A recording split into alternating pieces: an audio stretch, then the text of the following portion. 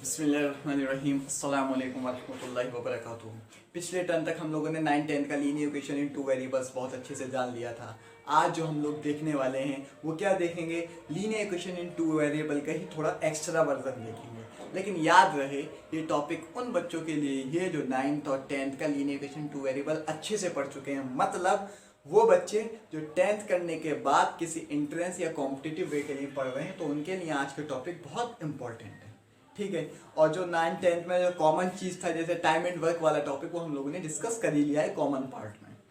तो भाई शुरू करते हैं। भाई क्या बात है कि जो हमें पता होना चाहिए एंट्रेंस और कॉम्पिटिटिव वे के लिए। देखो, लीनियर इक्वेशन इन टू वेरिएबल में ज़्यादा चीज़ें काय की आ रही थी, ग्राफ से रिलेटेड आ रही थी, स्ट्रेट लाइन हो, कार्टेशियन प्लेन हो, कोऑर्डिनेट हो, ठीक है, ये तरीके की चीज़ें आ रही थी। तो अब उसी से एक वर्ड निकल के आता है हमारे पास, स्लोप। स्लोप क्या होता है? स्लोप को हम एम से डिनोट करते हैं। जनरली स्लोप किससे बोलोगे? जनरली स्लोप हम किसी झुकाव को बोलते हैं, किसी ढलान को बोलते हैं, ठीक है, किसी ढलान या किसी झुकाव को हम जनरली स्लोप बोल देंगे। क्या बोल देंगे हम उससे? जनरली हम उससे बोल देंगे कि ये स्लोप है, कोई ढलान है या झुकाव है। मैथमेटिकली स्लोप किससे बोलते हैं वो सुनिए। मैथमेटिकली स्लोप बोलते हैं टेन थीटा को। किससे बोलते हैं? टेन थीटा को हम लोग मैथमेटिकली स्लोप बोलते हैं। मतलब क्या कह रहा हूं, सुन। मान लीजिए अगर कोई लाइन गिरी, ठीक, तो ये झुकाव है, जनरली तो हमें पता लग रहा है स्लोप। मैथमेटिकली स्लोप क्या कहता है? जिस एंगल से ये झुकी, जिस एंगल से ये लाइन झुकी हुई है, उस एंगल का टेन थीटा स्लोप कहलाएगा। टेन थीटा क्या होता है सबको मालूम है, ठीक है। तो टेन थीटा ट्रिग्नोमेट्री में हम लोगों ने जाना है। मान लीजिए अगर ये 30 डिग्री से झुकी हुई है, मतलब ये 30 डिग्री से अगर झुकी हुई है, तो इसका एम स्लोप कितना हो जाएगा? tan 30 हो जाएगा। मतलब tan 30 की वैल्यू क्या होती थी? 1, यानी इसका स्लोप 1/√3 हो जाएगा। क्या हो जाएगा इसका स्लोप? 1/√3। मतलब किसी झुकाव का अगर हमें स्लोप निकालना है कि वो किस झुकाव, मतलब किसी झुकाव को निकालना है हमें, किसी झुकाव का स्लोप नहीं बल्कि हमें किसी झुकाव को निकालना है, मतलब झुकाव की तो स्लोप बोलते हैं। तो स्लोप कैसे निकालेंगे? स्लोप क्या होता है? = tan थीटा होता है। तो उसका tan थीटा, यानी जिस एंगल से वो झुक रहा है उस एंगल का tan थीटा निकाल दिया, तो मतलब हमने स्लोप निकाल दिया कि मान लीजिए 1/√3, यानी 1/√3 से ये झुक रहा है और 30 डिग्री के एंगल पे झुक रहा है। 30 डिग्री का एंगल बना के झुक रहा है। देखो 30 डिग्री का एंगल बना के झुक रहा है, और जो इसका स्लोप है वो कितना है? 1/√3 है। मतलब इसका झुकाव 1/√3 है और 30 डिग्री एंगल से अगर ये झुक रहा है तो, ठीक, समझ में आया स्लोप क्या होता है? स्लोप क्या है? झुकाव को बताता है, यानी 1/√3 इसका झुकाव है और 30 डिग्री के एंगल पे ये झुक रहा है। ठीक, समझ में आ गई बात? अब आगे बढ़ते हैं। ये तो स्लोप के बारे में था। tan थीटा हमने निकाल दिया था। अच्छा, अगर ये हो कि कोई ऐसी चीज दी हो, मिसाल के तौर पर एक परपेंडिकुलर दे दिया जाए आपको x और एक बेस दे दिया जाए y, ठीक, परपेंडिकुलर और बेस दे दिया जाए, मतलब परपेंडिकुलर x दे दिया जाए, बेस आपको y दे दिया जाए। तो अब आपसे पूछा जाए बताओ इसका स्लोप क्या होगा, तो आपको तो ये पता है स्लोप क्या होता है? tan थीटा होता है। तो tan थीटा क्या होता था? ट्रिग्नोमेट्री में पढ़ा था, परपेंडिकुलर अपॉन बेस। तो मतलब x/y इसका स्लोप होगा। मान लीजिए अगर x/y की हमारा स्लोप आ गया, हमारा स्लोप क्या आ गया? x/y आ गया। क्या आ गया भाई? x/y हमारा स्लोप आ गया, मतलब ये अब x/y से झुक रहा है। अब अगर हमसे ये पूछ लिया जाए कि x/y से तो स्लोप है, मतलब x/y से तो ये झुक रहा है, लेकिन कितने एंगल पे झुक रहा है, तो हम ये देखेंगे कि जो x/y है वो tan की कब वैल्यू होगी। मिसाल के तौर पर अगर ये वैल्यू हमारी आ जाए √3/1, तो मतलब फिर हम ये देखेंगे tan थीटा में ये वैल्यू कब आती है, तो आपको पता लगेगा tan थीटा पे ये वैल्यू 60 पे आती है। तो मतलब कि जो एंगल होगा स्लोप का वो कितना हो जाएगा? 60 डिग्री हो जाएगा। तो जब परपेंडिकुलर और बेस दिया है हमारे पास, तो परपेंडिकुलर, क्योंकि tan theta perpendicular upon base भी होता है, ठीक। अच्छा, राइट एंगल ट्रायंगल की बात करते हैं। तो राइट एंगल ट्रायंगल में तो हम बहुत तरीके, मालूम है क्या, पाइथागोरस थ्योरम से भी निकाल सकते हैं। क्यों? अगर ये मान लीजिए परपेंडिकुलर x है और ये y है बेस, अगर इस एंगल का मुझे निकालना है, यानी इसका स्लोप निकालना है मुझे, ये स्लोप कितना है, तो हम क्या करेंगे भाई, इसका स्क्वायर प्लस इसका स्क्वायर अंडर रूट के अंदर, तो मुझे ये वैल्यू मिल जाएगी, तो हमने इसका स्लोप निकाल देंगे। ठीक, और फिर एंगल निकालना है। एंगल कैसे निकालेंगे, जब स्लोप मिल जाएगा कुछ हमें, तो उसके बाद स्लोप की हम वैल्यू देखेंगे कि वो किस एंगल पे आती है, tan में। मतलब tan थीटा अगर m इजिकल टू √3/1 आया, तो इसका मतलब √3/1 को हम tan थीटा के इक्वल रखेंगे, क्योंकि स्लोप tan थीटा होता है। तो tan थीटा की कब वैल्यू होती है, √3/1, मतलब √3 60 पे, मतलब ये एंगल 60 डिग्री हो जाएगा। उम्मीद है बात समझ आ गई होगी कि राइट एंगल ट्रायंगल में कैसे स्लोप निकालते हैं। तो वो हाइपोटेन्यूज को ही हम बोल देते हैं। परपेंडिकुलर और बेस दिया है खाली, तो हम लोग क्या कर सकते हैं, tan theta perpendicular upon base मतलब x/y, तो x/y अगर √3/1 आई, मतलब इसके मतलब जब हम इन लाइनों को ज्वाइन करेंगे तो ये जो स्लोप का एंगल होगा वो 60 डिग्री होगा।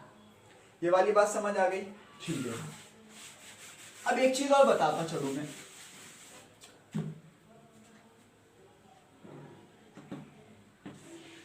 जो ये थीटा एंगल है ये कोई नॉर्मल एंगल नहीं है। क्या, ये कोई नॉर्मल एंगल नहीं है, ये थीटा क्या है, एक स्पेशल टाइप एंगल है। क्या चीज स्पेशल है इसमें मैं बताऊं अभी आपको। ये स्पेशल टाइप कैसे एंगल है, इसकी कुछ खुसूसियात हैं, कुछ खासियत हैं अलग से, कुछ विशेषताएं इसकी अलग से मिलेंगी आपको। लेकिन कोई साधारण एंगल नहीं है कि कोई भी एंगल ले लिया 30, 40, 50, 60 डिग्री होंगी वैल्यू यही, लेकिन इसकी कुछ प्रॉपर्टी है, कुछ शर्तें हैं। वो शर्तें क्या, वो देखो कि जब हम इसमें m equal to tan theta लगा रहे हैं, तो जो थीटा डिग्री थीटा होगा हमारा एंगल, तो वो क्या होगा, देखो जैसे मान लीजिए हमने ये डाला, ये स्लोप होता है जनरली झुकाव, तो हमेशा जो एंगल हम लेंगे वो पॉजिटिव एक्सिस पे लेंगे। कहाँ लेंगे, पॉजिटिव एक्सिस। अब भाई कार्टेशियन प्लेन में हमने जाना था, ओरिजिन से इधर पॉजिटिव, पॉइंट से इधर नेगेटिव, इधर पॉजिटिव इधर नेगेटिव, तो ये मान लीजिए पॉइंट है, तो इधर पॉजिटिव वैल्यू होंगी, इधर नेगेटिव वैल्यू होंगी। तो हमेशा एंगल हमारा पॉजिटिव एक्सिस पे लिया जाएगा, मतलब राइट साइड पे। देखो चाहे हमने ये बनाया हो राइट एंगल ट्रायंगल, तो अब पॉइंट तो ये है ना हमारा, अगर हम ये देख रहे हैं स्लोप क्या होगा, तो हमारा एंगल ये लेंगे। भाई एंगल तो ये भी है ना, एंगल तो ये भी है, मतलब कहने का मेरा ये है कि एक एंगल ये है, एक एंगल ये है। अब दो एंगल हैं, तो हमेशा हम पॉजिटिव एक्सिस राइट साइड वाला एंगल लेंगे। अगर ये ट्रायंगल ऐसे होता, ऐसे, तो अब हम क्या करते, अब हम लेते कौन सा एंगल, पॉजिटिव एक्सिस वाले एंगल लेते। कौन सा एंगल लेते, पॉजिटिव एक्सिस वाला, मतलब कि ये वाला एंगल लेते। अब हम ये वाला एंगल लेते, बाहर वाला, अंदर वाला नहीं लेते। देखो दोनों ट्रायंगल में फर्क हो गया। वो मान लीजिए वो वाला क्या है, वो वाली कंडीशन देखो पहले, अगर ये है तो इस कंडीशन में एक स्लोप है। जनरली पहले हमने समझ लिया कि कोई लाइन है तो उसका एंगल क्या लिया जाएगा, पॉजिटिव एक्सिस पे लिया जाएगा, मतलब राइट साइड पे, लेफ्ट साइड पे नहीं लिया जाएगा, नेगेटिव एक्सिस पे। ये एक एंगल की खासियत है स्लोप के, कि हम कहाँ लेना है, कहाँ लेना है, पॉजिटिव एक्सिस पे। अब देखो जैसे मान लो एक, यार ये राइट एंगल ट्रायंगल इससे नहीं लग रहा, पहले से राइट एंगल ट्रायंगल से लगाते हैं, तभी तो फील आएगा, तभी तो फील आएगा समझने का। ये देखो, ठीक, राइट एंगल ट्रायंगल लग रहा है ना। अब इसमें हमें स्लोप निकालना है, तो स्लोप तो यही है भाई, स्लोप तो ऐसी लाइन है। अब इसके लिए एंगल लेना है भाई, tan थीटा से अगर निकालना है तो एंगल कौन सा लिया जाएगा, एंगल हमेशा इस पॉइंट से जहां पे कट कर रहा है पॉजिटिव एक्सिस यानी राइट साइड पे, तो ये वाला एंगल लिया जाएगा। अब मान लो अगर ये ट्रायंगल ऐसा होता, ठीक है। अब देखो अब स्लोप कहां है,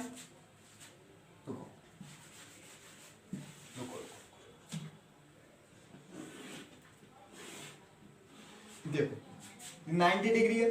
अब स्लोप ये वाली लाइन है, तो एंगल कौन सा लोगे, ये वाला क्या, नहीं। अब ट्रायंगल के बाहर वाला एंगल लिया जाएगा, क्यों, पॉजिटिव एक्सिस पे बाहर वाला है, तो स्लोप के लिए एंगल हमारा ये चलेगा, ना कि ये, यानी tan थीटा में, tan थीटा के अंदर अब हम ये वाला एंगल नहीं निकाल सकते, लगा सकते। कौन सा लगाना है, जो एक्सटीरियर एंगल होगा इसका, ठीक। अच्छा, और ट्रायंगल हमारा वैसे ही बना है, तो भाई हमने अंदर वाले ट्रायंगल का एंगल ले लेंगे, क्योंकि पॉजिटिव एक्सिस पे है। तो पहली शर्त इसकी क्या है कि एंगल हमारा कहाँ होगा, पॉजिटिव एक्सिस पे होगा। ये एक शर्त है इसकी एंगल के होने की। उम्मीद है कि समझ आ रहा होगा। दूसरी शर्त क्या है किसी भी एंगल के टेन थीटा मतलब स्लोप के एंगल की, स्लोप के थीटा की एक हमेशा एंगल एंटी क्लॉकवाइज लिया जाएगा, हमेशा एंगल एंटी क्लॉकवाइज लिया जाएगा। बात वही है मतलब पॉजिटिव एक्सिस पे, जैसे कि ये है तो एंटी क्लॉकवाइज क्या होता है, अपनी घड़ी की तरफ नजर उठा के देखो, घड़ी तुम्हारी ऐसे घूम रही होगी 12 से 11 12 से 1 2 3 4 5 6 7 8 9 10 11 12, ठीक। एंटी क्लॉकवाइज अपोजिट चलो 12 11 10 9 इस तरीके से, घड़ी ऐसे चल रही है आप ऐसे चलो, तो ये एंटी क्लॉकवाइज होता है ऐसे वाला। तो एंटी क्लॉकवाइज का मतलब इस तरीके से था, तो हमने इस तरीके से एंगल लेना है। मतलब ये देखो ये जो एंगल बना है तो ऐसे ही तो उठाए, ऐसे थोड़ी उठाए, ऐसे थोड़ी उठ के आया, ये घूम के ऐसे उठ के आया ना, ये एंगल ऐसे उठाया ना 60 डिग्री 30 डिग्री। तो हमेशा एंटी क्लॉकवाइज एंगल लेना है। जैसे सुन लो भाई, ये लाइन है, ठीक। अगर पाइथागोरस थ्योरम से निकालेंगे तो हम जनरली एंगल निकाल लेंगे, ये हाइपोटेन्यूज निकाल लेंगे, स्लोप निकाल लेंगे। अगर एंगल से निकालना है तो याद रहे कि एंगल हमें कौन सा लेना है, एंटी क्लॉकवाइज एंगल लेना है, और एंगल क्या होना चाहिए, पॉजिटिव एक्सिस पे होना चाहिए। देखो पॉजिटिव एक्सिस पे एंगल है पॉजिटिव, और एंटी क्लॉकवाइज होना चाहिए। मतलब देखो ये एंगल कैसे उठा होगा, ये एंगल इस तरीके से उठाए ना, इस तरीके से, तो हमेशा ये वाला एंगल चलेगा। अब देखो ये वाला देख लो मसला, अब इस कंडीशन में क्या हो जाएगा, देखो ये एंटी क्लॉकवाइज थोड़ी उठा होगा एंगल, ये भाई देखो इसी पॉइंट से तो उठना चाहिए, यहां से उठना चाहिए ना एंगल, जैसे ये उठाए तो ये एंगल ऐसे, ये 90 डिग्री तो एंटी क्लॉकवाइज उठाए, लेकिन स्लोप तो हमारा ये है ना, तो ये कैसे उठाए तुम खुद देखो, ये एंगल ऐसे उठाए इस तरीके से, इस तरीके से उठाए ना, इस तरीके से, तभी तो यहां पहुंचा। तो इसका मतलब ये क्लॉकवाइज डायरेक्शन में पहुंचा, तो यानी क्लॉकवाइज वाला एंगल तो लेना ही नहीं है। कहां लेना है एंगल हमें टेन थीटा के लिए, पॉजिटिव एक्सिस पे लेना है, तो थीटा ये लेना है अब ऐसे ट्रायंगल में। मतलब क्या हुआ, अगर हमें ये वैल्यू दी है तब तो हम ये निकाल लेंगे बड़े आराम से। अगर हमें ट्रायंगल के एंगल दे दिए 60 डिग्री 30 डिग्री 90 डिग्री जो भी होगा, 60 30 90, और जैसे मान लो इसका दे दिया 30 डिग्री, ये भी और ये वाला एंगल आपको दे दिया 60 डिग्री, ये 90 है ही, ऐसे ही इसमें ये वाला 90 तो है ही, ये दे दिया आपको 30 डिग्री, ये दे दिया 60 डिग्री। इस कंडीशन में आपके लिए जो tan थीटा होगा स्लोप के लिए, तो tan 60 लगाएंगे, क्योंकि ये एंगल 60 है थीटा, जहां से झुकाव उठ रहा है, जहां से झुकाव उठ रहा है, मतलब जब जो एंगल बनना है क्लॉकवाइज पॉजिटिव। अब यहाँ पे आप देखोगे तो ये तो एंटी क्लॉकवाइज बनना है अंदर 30 डिग्री, तो 30 डिग्री आपको नहीं लेना है, तो ये ना तो एंटी क्लॉकवाइज है, ये क्या है, ये तो क्लॉकवाइज हो रहा है ना, एंटी क्लॉकवाइज तो नहीं है, और ये कहाँ पे है, नेगेटिव एक्सिस पे है। तो पॉजिटिव एक्सिस वाला एंगल जो लेंगे वो लगाएंगे हम स्लोप के लिए। मतलब अगर वैल्यू दिए तो हम पाइथागोरस थ्योरम से सॉल्व कर देंगे, अगर एंगल दिए तो हम इस ट्रायंगल के स्लोप के लिए, इस ट्रायंगल के स्लोप के लिए एंगल लेंगे बाहर वाला, मतलब ये 30, तो ये कितना हो जाएगा बताओ जल्दी, 160 बाई 160 क्यों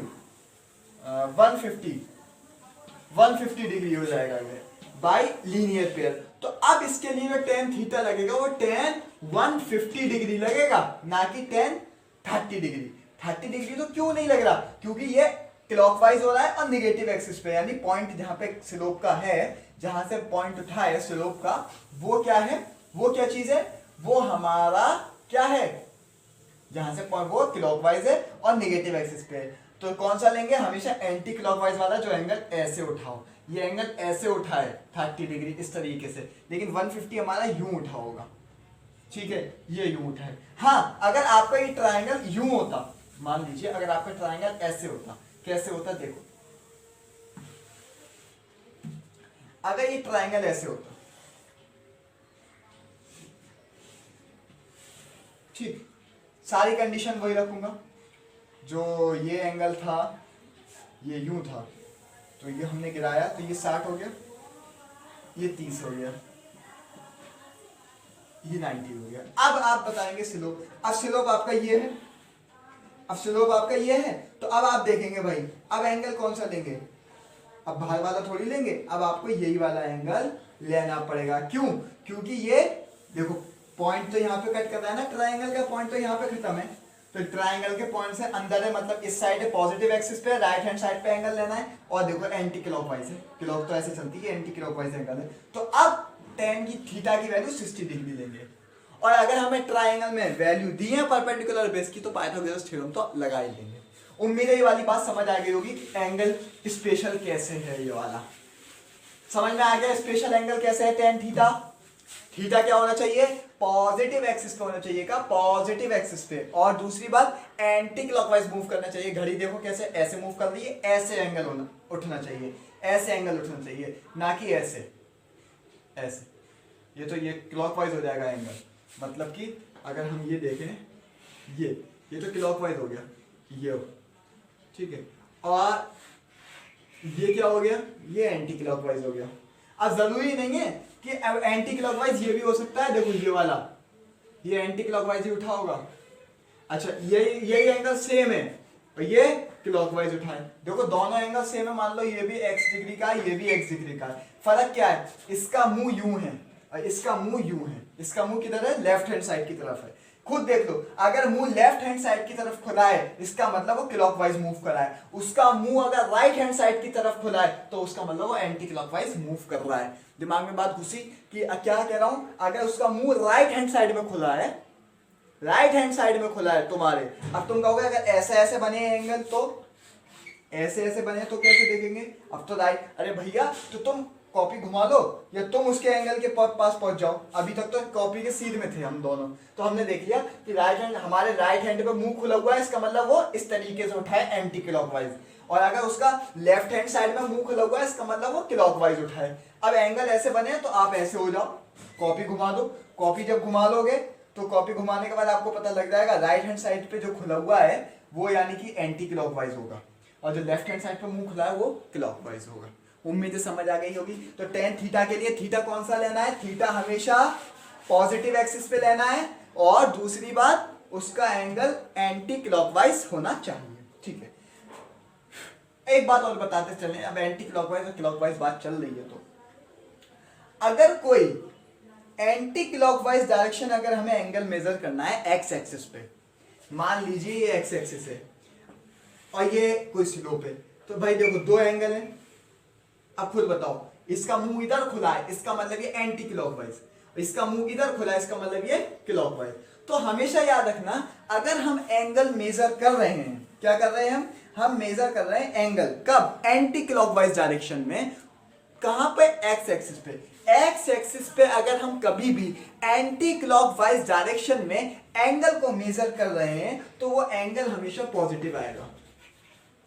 और अगर हम एक्स एक्सिस पे किसी क्लॉकवाइज डायरेक्शन में एंगल को मेजर कर रहे हैं तो वो एंगल हमेशा नेगेटिव आएगा। क्या कहना चाह रहा हूं सुनो, जैसे कि अगर ये लाइन है तो ये एंगल 60 डिग्री और ये एंगल 120 डिग्री। अगर ये एक्स एक्सिस पे है और हम एक्स एक्सिस पे इन दोनों एंगलों को मेजर कर रहे हैं तो भाई देखो ये एंटी क्लॉकवाइज है, एंटी क्लॉकवाइज का मतलब ये हम पॉजिटिव 60 डिग्री एंगल हो गया। ये क्या है, ये क्लॉकवाइज है, तो क्लॉकवाइज डिग्री पे जो एंगल बन रहा है वो नेगेटिव 120 डिग्री हो गया।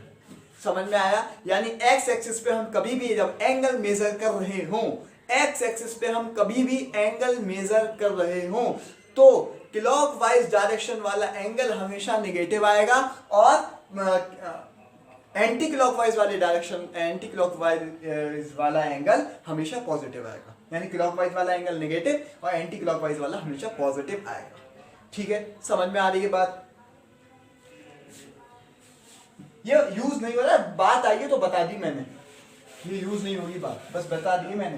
क्या कि अगर क्लॉकवाइज एक्स एक्सिस पे अगर कोई एंगल पड़ा तो अगर क्लॉकवाइज है तो पॉजिटिव मेजर होगा, तो क्या होगा, पॉजिटिव कहलाएगा।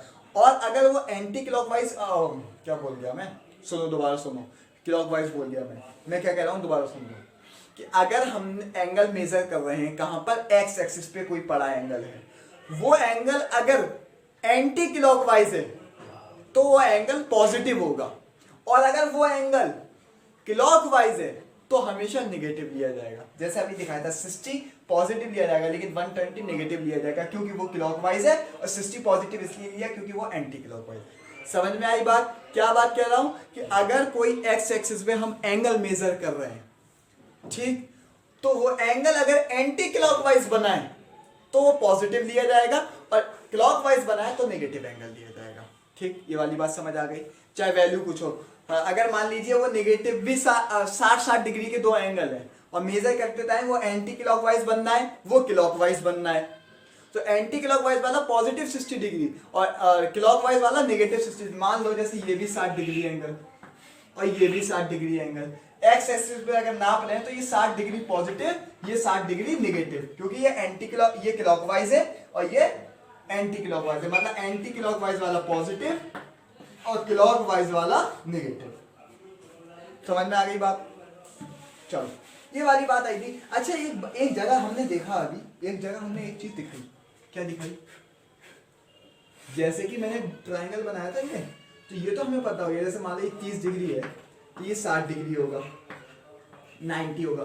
तो जनरली यहाँ पे अगर थीटा के लिए कोई एंगल मिलेगा m = tan थीटा, तो यहाँ 60 मिलेगा या फिर 30 मिल जाए या फिर 45 मिल जाए, तो वो एंगल होंगे जो हम लोगों ने देखे हैं ट्रिग्नोमेट्री में। tan 0, tan 30, tan 60, tan 45, tan 90, इतनी वैल्यू हमने देखी है, तो जनरली यही वैल्यू हमें मिलेंगी। तो ये तो पता होनी चाहिए। मान लो तो m इसका क्या हो जाएगा, m = tan 60, और m = tan 60 क्या होता है, m = √3, मतलब इसका स्लोप कितना है, √3।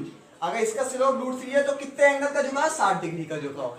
उम्मीद है ये वाली बात समझ आ गई होगी। लेकिन अभी एक कंडीशन ऐसी आई थी कि जब हमारा एंगल 90 से भी ऊपर निकल रहा था। कब? जब ये बनाया था मैंने।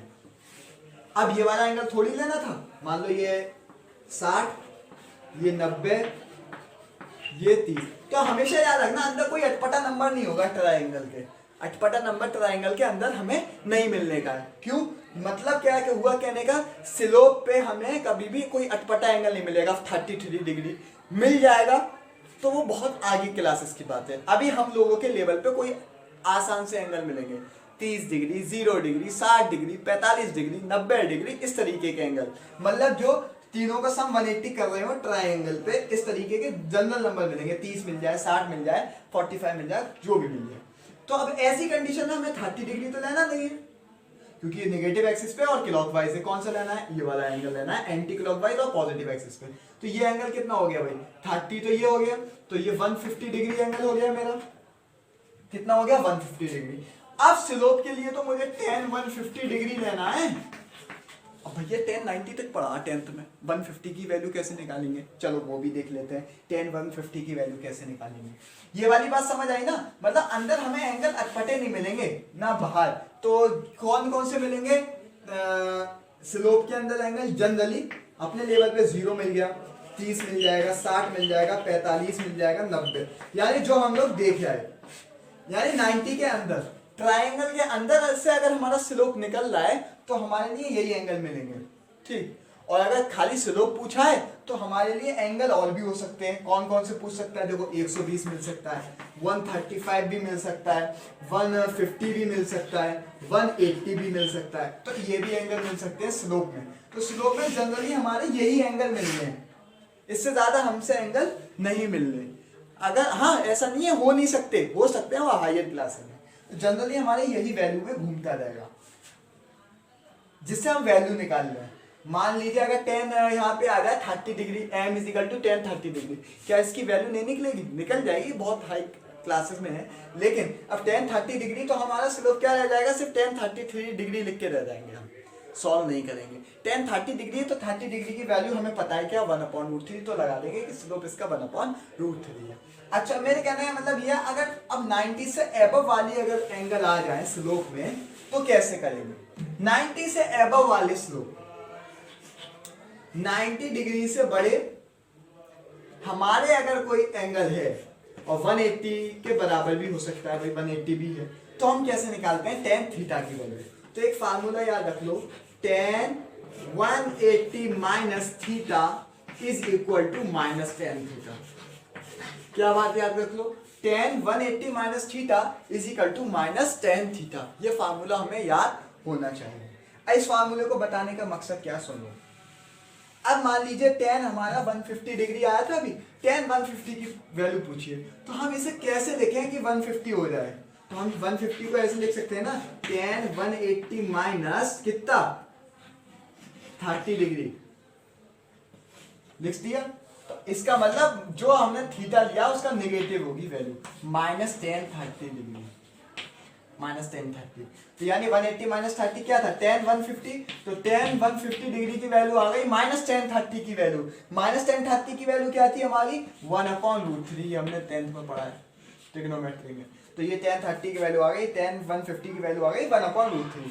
तो इसका मतलब इस कंडीशन में जब स्लोप हमारा यूं है, तो अगर ये एंगल 150 है तो इसका स्लोप क्या कहलाएगा, क्या कहलाएगा, माइनस का 1/√3 कहलाएगा। उम्मीद है मेरी बात समझ आ गई होगी। और अगर ये 30 डिग्री स्लोप होता तो ये क्या कहलाता, पॉजिटिव √3, ओ पॉजिटिव 1/√3 वैल्यू कहलाती इसकी। उम्मीद है ये वाली बात समझ आ गई होगी। फार्मूला याद रख दो, tan 180 माइनस थीटा, यानी उस एंगल को ऐसे देखो 180 नेगेटिव कितना माइनस करें कि वो एंगल बने, तो वो जो एंगल होगा जितना माइनस कर रहे हैं उसका नेगेटिव साइन के साथ 150 की वैल्यू होगी। उम्मीद है ये वाली बात समझ आई होगी। जरा देखो इसे फटाफट,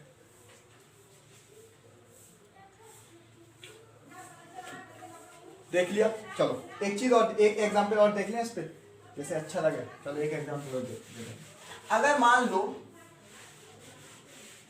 अगर यहां पे क्या कह रहा हूं, अगर इसके अंदर एंगल हमारा 10 150 हो, 150 तो लिया था, अगर मैं कह रहा हूं 10 हमारा कितना हो जाए, 135 डिग्री हो जाए। कितना हो जाए, 135। तो अब हम इसे कैसे लिख सकते हैं कि 10 180 में से कितना माइनस करें कि 135 आ जाए। सोचो तो, दिमाग लगाओ जरा जल्दी से। तो क्या करोगे, 180 में से 135 को माइनस कर दो, यानी 10 में से 5 गया 5 और 7 में से 3 गया 7 से 5 45 डिग्री, मतलब कि 45 है। तो माइनस का 10 45 डिग्री। कहने का मतलब क्या हुआ, अब 10 180 माइनस 15, यानी 10 135 डिग्री की वैल्यू क्या आ जाएगी, माइनस का 10 45 की वैल्यू 1, यानी माइनस का 1। कहने का मतलब क्या है, अगर स्लोप ऐसा है 45 डिग्री का तो स्लोप हमारा 1 होगा एंगल 45 पे। और अगर ये स्लोप अब ऐसा हो जाए यानी कि 135 डिग्री पे, तो 135 डिग्री पे कितना स्लोप होगा, माइनस का 1 होगा। अच्छा माइनस का 1 क्यों हो गया, देखो खुद सोचो। ये जब ये पॉइंट है, इधर पॉजिटिव एक्सिस है, इधर नेगेटिव, ये नेगेटिव में जा रहा है नंबर, नेगेटिव एक्सिस पे ये तो इसलिए नेगेटिव में नंबर आ रहे हैं जो हमारे ऑब्ट्यूस एंगल हैं, दिख रहे होंगे। चाहे 135 यानी 90 से ज्यादा के एंगल जितने हैं उनकी वैल्यू सब नेगेटिव आ रही है। लेकिन अगर मान लो मैं ये कह दूं, अगर 180 है, क्या है, अगर मेरी वैल्यू कितनी है 180 डिग्री है, tan 180 डिग्री है, तो आप खुद बताओ, अगर मैं ये कहूं, जैसे ये स्लोप बन रहे थे अब तक कुछ एंगल के साथ, अगर ये एंगल 0 हो तो स्लोप क्या होगा आपके हिसाब से, मतलब स्लोप तो कुछ है ही नहीं। अगर ये 0 है, मैं एक बात कह दूं कि जैसे अब तक ये स्लोप आ रहे थे ऐसे ऐसे, अगर ये स्लोप यही है, इसी लाइन के ऊपर है, मतलब 0 डिग्री का एंगल है बीच में, तो इसका मतलब उस पर तो कुछ स्लोप है नहीं, झुकाव है नहीं, वही लाइन बन गया। तो इसका मतलब स्लोप क्या है, 0। जनरल लैंग्वेज में मैथमेटिकली देखेंगे तो m is equal to tan 0 degree. अगर 0 एंगल है, अब तक तो कुछ ना कुछ एंगल हो रहा था, अब उसी के ऊपर लाइन है, इसका मतलब 0 डिग्री।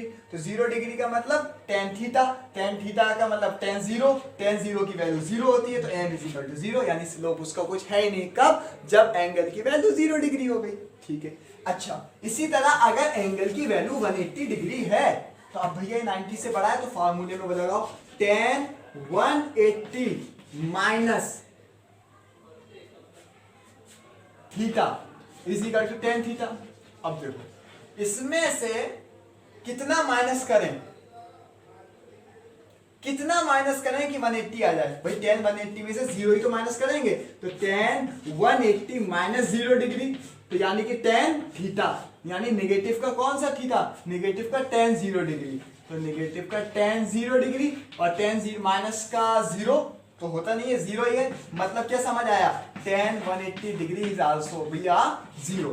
ग्राफ पे भी देख लो, अगर मान लो स्लोप, अब तक देखो ये तो हमने एक्विड में देखे थे, ऑब्ट्यूस में भी कुछ ऐसी लाइनें आ रही थी, ऐसी आ रही थी, ये स्लोप है। लेकिन अगर अब वो स्लोप और झुकता हुआ इसी लाइन पे आ जाए, इसका मतलब अब भी कोई झुकाव नहीं है, वो उसी लाइन पे मौजूद है, तब भी 0 होना चाहिए। हो रहा है कि 0 नहीं हो रहा है, हो रहा है, 0 है ना, ठीक है। अच्छा एक ऐसी कंडीशन और है,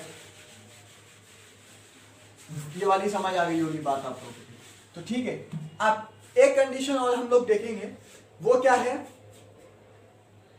वो कंडीशन ये है, अगर tan 90 डिग्री है, मतलब अगर एंगल 90 डिग्री है स्लोप पे, अब क्या करोगे जरा सोचो फटाफट। अगर एंगल मेरा 90 डिग्री है स्लोप पे।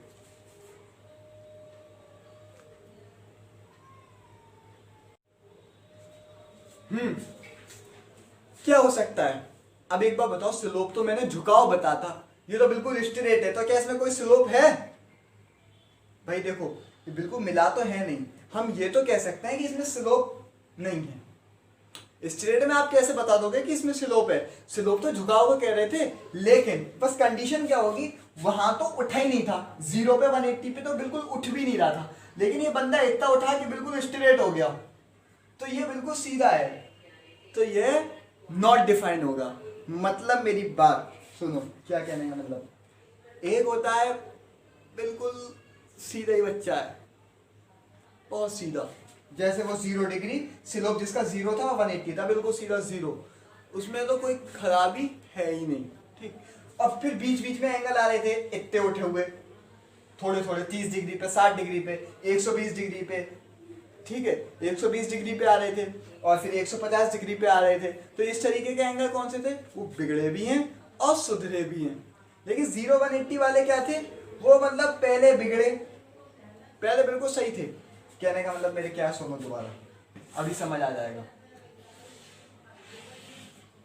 पहले तो बंदा, बच्चा आया बहुत शरीफ है, 0 डिग्री है उसका स्लोप, बिल्कुल शरीफ बच्चा है स्लोप, फिर धीरे धीरे उसका स्लोप बढ़ा, यानी बदतमीजियां बढ़ी, शैतानी बढ़ी, तो ये कुछ ना कुछ है, मतलब अच्छाइयाँ उसकी बाकी हैं। यहाँ पे क्या है, बिल्कुल स्लोप कुछ है ही नहीं, 0 है, तो अच्छाइयाँ ही अच्छाइयाँ हैं। लेकिन अब धीरे धीरे उठा तो बुराइयाँ बढ़ी, लेकिन अच्छाइयाँ कुछ मौजूद हैं। यहाँ भी ऐसा भी स्लोप होता है, लेकिन कुछ ऐसी कंडीशन आ जाएगी बिल्कुल 90 डिग्री बन जाएगा, तो इसकी अभी बाद में बात करेंगे। फिर ये 90 डिग्री तो कंडीशन आ गई तो बिल्कुल स्ट्रेट हो गया, मतलब बिल्कुल बंदा बिगड़ गया, बिल्कुल बंदा बिगड़ गया। अब तक यहाँ पे एक्स एक्सिस पे बिछा हुआ था तो बहुत शरीफ था, बीच में क्या कंडीशन रही, शरीफ भी था, थोड़ा बिगड़ा भी था, लेकिन जब बिल्कुल 90 डिग्री पे खड़ा हो गया, बिल्कुल ही क्या हो गया, शैतान हो गया, बदतमीज हो गया। लेकिन फिर अकल आई बंदे को, फिर झुकना शुरू हुआ, यानी अब क्या हुआ, बुराइयां कम हो रही हैं और थोड़ी बुराई कम हुई। यहाँ पे क्या हो रहा था, थोड़ी अच्छाई कम हुई, बुराई बढ़ी, फिर थोड़ी अच्छाई कम हुई, बुराई बढ़ी। यहाँ पे क्या हुआ, बुराई हुई, अच्छाई खत्म हो गई। फिर क्या हुआ, थोड़ा अच्छाई, फिर ये बिल्कुल बुरा हो गया, फिर अब क्या हुआ, बुराई थोड़ी कम हुई, फिर थोड़ी बुराई कम हुई, फिर बिल्कुल शरीफ हो गया। मतलब यहाँ तो 0 है शैतानी, यहाँ भी 0 है शैतानी, यहाँ पे कुछ है, यहाँ भी कुछ है, यहाँ भी कुछ है, यहाँ भी कुछ है। यहाँ क्या है, यहाँ तो शैतानियाँ है और कुछ है ही नहीं, मतलब अब तो इसका कुछ हो ही नहीं सकता, तो नॉट डिफाइंड। तो उसी तरह इधर उठा लो कि अगर ये 90 डिग्री है तो वो नॉट डिफाइंड होगा। देखो कैसे, फॉर्मूले से भी देख लो, फॉर्मूले से दिखा दूं मैं। m इजिकल टू 1090, 1090 क्या होता है जी जरा बोलना, 1090 क्या पढ़ा था बचपन में, नॉट डिफाइंड पढ़ा था, तो इसका मतलब इसका स्लोप नॉट डिफाइंड है। उम्मीद है कि दिमाग में घुसा होगा, ठीक, स्लोप समझ में आ गया कि नॉट डिफाइंड है। स्लोप होता क्या, वो तो समझ में आया है ना। स्लोप क्या है कि इतने का झुकाव है, इतना झुकाव कितने एंगल पे, वो थीटा होगा। थीटा कौन होगा, स्पेशल एंगल होगा, प्रॉपर्टी हमने बताई थी स्पेशल एंगल। अब देखो सारांश क्या निकला, इन सब बातों को बताने का कुछ तो सारांश निकलना चाहिए, मतलब इंग्लिश में क्या बोलेंगे, हाँ कंक्लूजन, कुछ तो कंक्लूजन निकलेगा। अब देखो कंक्लूजन क्या निकला, देखो इसका जो कंक्लूजन निकला वो ये निकला कि अगर हमारा एंगल थीटा एक्यूट है, ये थीटा कोई आम एंगल नहीं है, स्पेशल एंगल की बात कर रहा हूं। अगर थीटा हमारा एक्यूट है तो हमेशा वैल्यू पॉजिटिव आ रही थी, किसकी, स्लोप की। अच्छा थीटा हमारा 90 था तो अभी देखा भैया नॉट डिफाइंड वैल्यू है, तो क्या है, नॉट डिफाइंड वैल्यू है। और अगर हमारा थीटा क्या हो, ऑब्ट्यूस हो, तो वैल्यू क्या आई थी, नेगेटिव में आ रही थी सारी, अभी दिखाया था। जैसे 1060 10 अगर 120 कैसा है, 10 120 हमारा इस तरीके से खुला है, क्लॉकवाइज एंटी क्लॉकवाइज है, तो ये वैल्यू जो आएगी 10 120 की, तो 10 थीटा की जो हमने वैल्यू निकाली थी 10 120 की 180 माइनस थीटा से, तो माइनस 10 थीटा आ रही थी, मतलब निगेटिव आ रही है। तो ऑब्ट्यूज एंगल जितने होंगे उन सब की वैल्यू निगेटिव आनी थी, अभी आई भी है। अच्छा अगर थीटा 0 और 180 डिग्री हो तो हमारे स्लोप 0 होगा, ये तो समझ में आया ना नेगेटिव कैसे आई थी। नेगेटिव ऐसे आई थी, मान लीजिए अगर किसी लाइन पे स्लोप ये था और ये स्लोप 135 डिग्री था, तो हमने इसे tan 180 माइनस थीटा वाले फार्मूले में लगाया था। तो 180 में से कितना माइनस करें कि ये आ जाए, तो हमें नंबर मिला था, कौन सा मिला था जल्दी बताओ। 180 में से 135 आ जाए, कितना माइनस करें, तो 180 में से हम तो हमारा नंबर आया था 7 में से 3 है 45 डिग्री। तो यानी tan 180 माइनस 45 लिखेंगे इज इक्वल टू माइनस का tan 45। तो 180 माइनस 45 तो 135 हो गया, और माइनस tan 45 मतलब माइनस का 1, तो माइनस का 1 वैल्यू आई, तो निगेटिव में आई ना वैल्यू, कब, जब थीटा हमारा ऑब्ट्यूज एंगल है। तो ये वाला कंक्लूजन हमारे सामने आ गया। ठीक है, स्लोप क्या बताता है कि इसका झुकाव इतना है, 1 है, √3 है, 1/√3 है। ठीक है, और इसका एंगल क्या बताया, इतने डिग्री पे झुकाव हो रहा है। ठीक है, ठीक समझ। और तो हमें क्या पता लगा कि अगर स्लोप किसी का स्लोप क्या कह रहे हैं, हाँ, अगर किसी का स्लोप 0 है, मतलब tan 0 है या 180 है, तो जो हमारा स्लोप है वो कहां लाई कर रहा है, एक्स एक्सिस पर ही लाई कर रहा है। स्लोप हमारा एक्स एक्सिस पे ही तो है भाई, देखो ना यार, जैसे मान लो लाइन है, अब स्लोप हमारा इसी लाइन पे है, तभी तो 0 या 180 डिग्री एंगल होगा। तो इसका मतलब स्लोप हमारा एक्स एक्सिस पे लाई कर रहा है। जब हमारा स्लोप 0 है यानी tan 0 है या tan 180 है, थीटा हमारा, हम ये कह सकते हैं tan थीटा tan 0 या tan 180, मतलब थीटा हमारा 0 हो या 180 हो, तो लाई तो एक्स एक्सिस पे करेगा। और अगर हमारा स्लोप नॉट डिफाइन है, मतलब tan 90 होगा, tan 90 का मतलब थीटा 90, तो थीटा 90 का मतलब जो हमारा स्लोप होगा वो कहाँ होगा, y एक्सिस पे होगा, यानी बिल्कुल परपेंडिकुलर y एक्सिस ही तो है, तो स्लोप हमारा y एक्सिस पे होगा। मतलब स्लोप y एक्सिस पे कब होगा, जब स्लोप हमारा नॉट डिफाइन हो और एंगल हमारा, स्लोप कितना हो नॉट डिफाइंड और एंगल कितना हो 90 डिग्री। और अगर हमारा स्लोप एक्स एक्सिस पे है, मतलब उसका स्लोप क्या हो, 0 हो, और एंगल कहाँ हो, एक्स एक्सिस पे बनना हो। समझ में आ गया, एंगल क्या हो, 0 हो और 180 हो, और लाई कहाँ कर रहा हो, एक्स एक्सिस पे कर रहा हो, तो स्लोप 0 होगा। और अगर स्लोप नॉट डिफाइंड है, मतलब वो लाई कहाँ करेगा, वाई एक्सिस पे, और एंगल कितना होगा 90 degree, 90 degree y axis. Clear, चलो मुझे लगा स्लोप वाली बात आप लोगों की अच्छे से क्लियर हो चुकी है। ठीक है भाई, बहुत बढ़िया बात, मुबारक। अच्छा, अब एक चीज हम लोगों ने देखी है, वो क्या, स्लोप देख लिया एक इक्वेशन में, अब भैया दो चीजें होंगी ना, दो चीजें मतलब लीनियर इक्वेशन 2 वेरिएबल है, तो 2 लाइनें थी, तो 2 लाइनों का स्लोप होगा, 2 लाइनों का स्लोप होगा। अब जहां अभी तक तो सिंगल था, तो कोई लड़ाई झगड़े थे नहीं, झमेले थे ना। अब जैसे ही भैया 2 आ गए तो बहुत सारी बातें हो जाएंगी, 2 आते ही झगड़े भी होंगे, लड़ाई भी होगी, मोहब्बत भी होगी, सारी चीजें होंगी 2 पे। तो देखते हैं भैया, अब मान लो कि एक लाइन L1, एक लाइन L2, एक का स्लोप M1 और एक का स्लोप M2।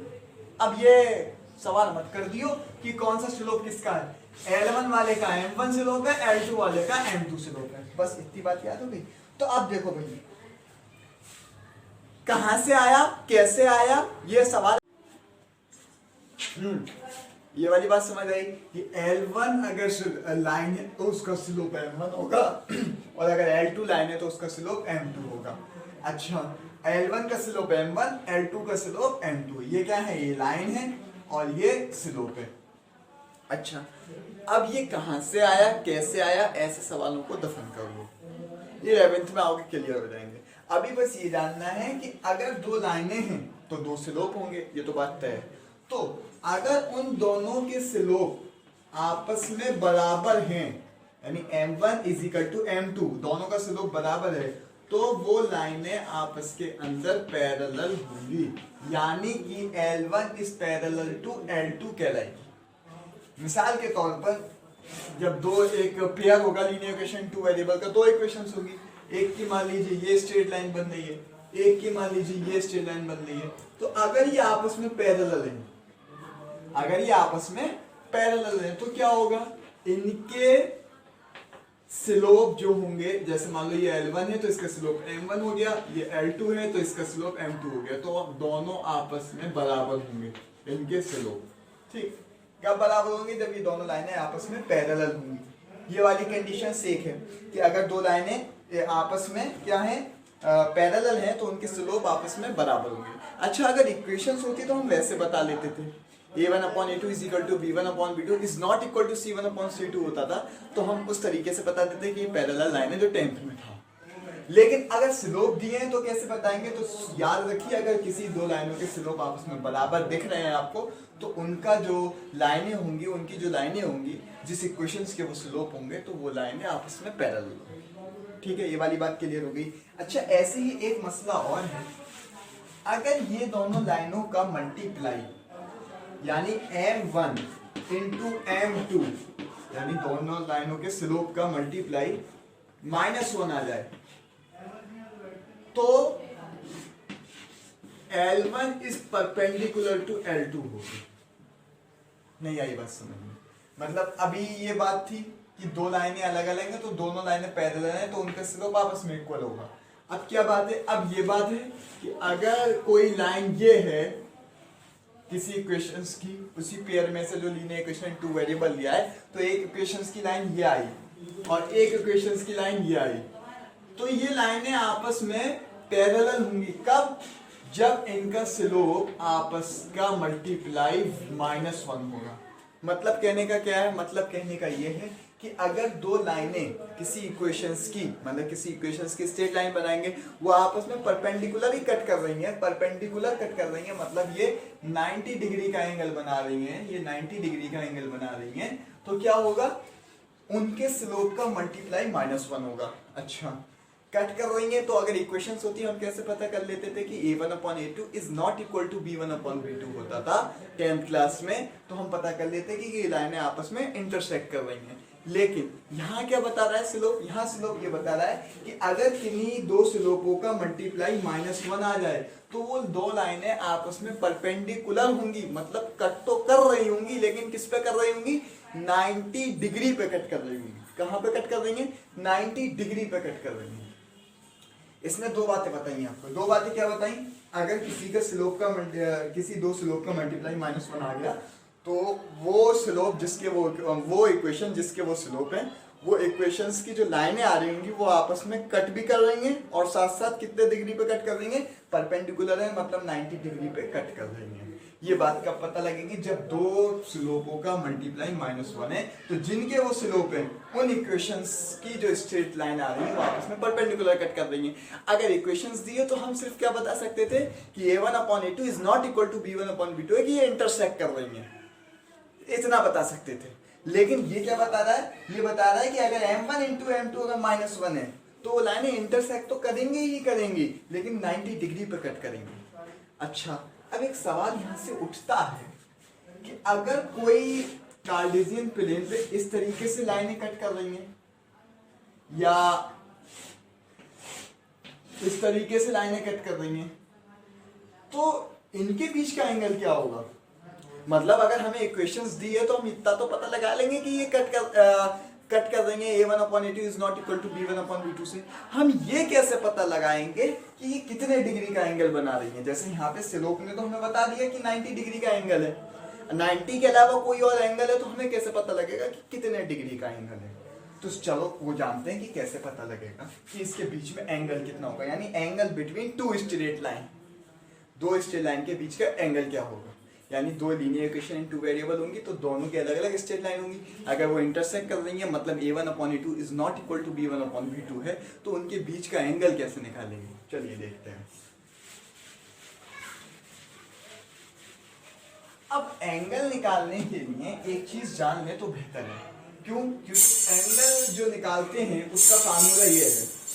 अब मैंने पहले ही कह दिया था कहाँ से आ रहे हैं, कैसे आ रहे हैं, ऐसे सवालों को दफन कर लो, 11th में आके क्लियर हो जाएंगे। अभी बस जो काम की चीज़ें वो जान लो कि अगर हमें किसी के बीच का एंगल निकालना है तो कैसे निकालेंगे। तो फार्मूला होता है tan theta m2 minus m1 upon 1 plus m1 m2। Mod के अंदर ये फार्मूला होता है क्या, मॉड के अंदर क्या, m2 minus m1 upon 1 plus m1 m2, ये किसका फार्मूला है, tan थीटा का। अब यहाँ से जो भी वैल्यू आए निकल के, मिसाल के तौर पर कहने का मतलब है ये फार्मूला है। अच्छा अब ये m2 और ये m1 ये क्या चीज है, तो याद होगा क्लास 9th में मैंने एक स्लोप इंटरसेप्ट फॉर्म पढ़ाई थी, m तो स्लोप को बताते हैं। अब ये m कैसे निकालेंगे, अगर कोई इक्वेशंस दी है हमें तो ये m कहाँ से निकालेंगे, तो क्लास 9th में जब मैंने पढ़ाया था तो स्लोप इंटरसेप्ट फॉर्म बताई थी, अगर नहीं याद है तो दोबारा देख लेते हैं स्लोप इंटरसेप्ट फॉर्म है किस फॉर्मूले से। पहले इस बात को हम यही पॉज करते हैं, पहले हम बात देखते हैं अपनी वाली जो स्लोप इंटरसेप्ट फॉर्म है। क्या देखने वाले हैं हम, स्लोप इंटरसेप्ट फॉर्म, एक नया टॉपिक है, बढ़िया टॉपिक है, ठीक है, बात आई तो बताते चलो। वहां पे हमने एक स्लोप इंटरसेप्ट फॉर्म ये देखी थी 9th क्लास में, y is equal to mx plus c, तो इसमें हमें m से तो कोई मतलब होता नहीं था, यूज ही नहीं हो रहा था। लेकिन अब जो हम लोग फार्मूले देख रहे हैं तो हर किसी में m1 m2 इस तरीके से वैल्यू आएंगी, m1 हो m2 हो, तो अब वहां पे हमारे इस m का यूज होगा। 9th में किसका यूज हो रहा था, सिर्फ c का यूज हो रहा था, और c काय का यूज कर रहा था, c हमको बता रहा था y इंटरसेप्ट, क्या बता रहा था, y इंटरसेप्ट बता रहा था, मतलब कि यहाँ जो नंबर लिखा होगा वो नंबर होगा जिस नंबर पे हमारी जो स्ट्रेट लाइन हो रही होगी y पे कट कर रही होगी।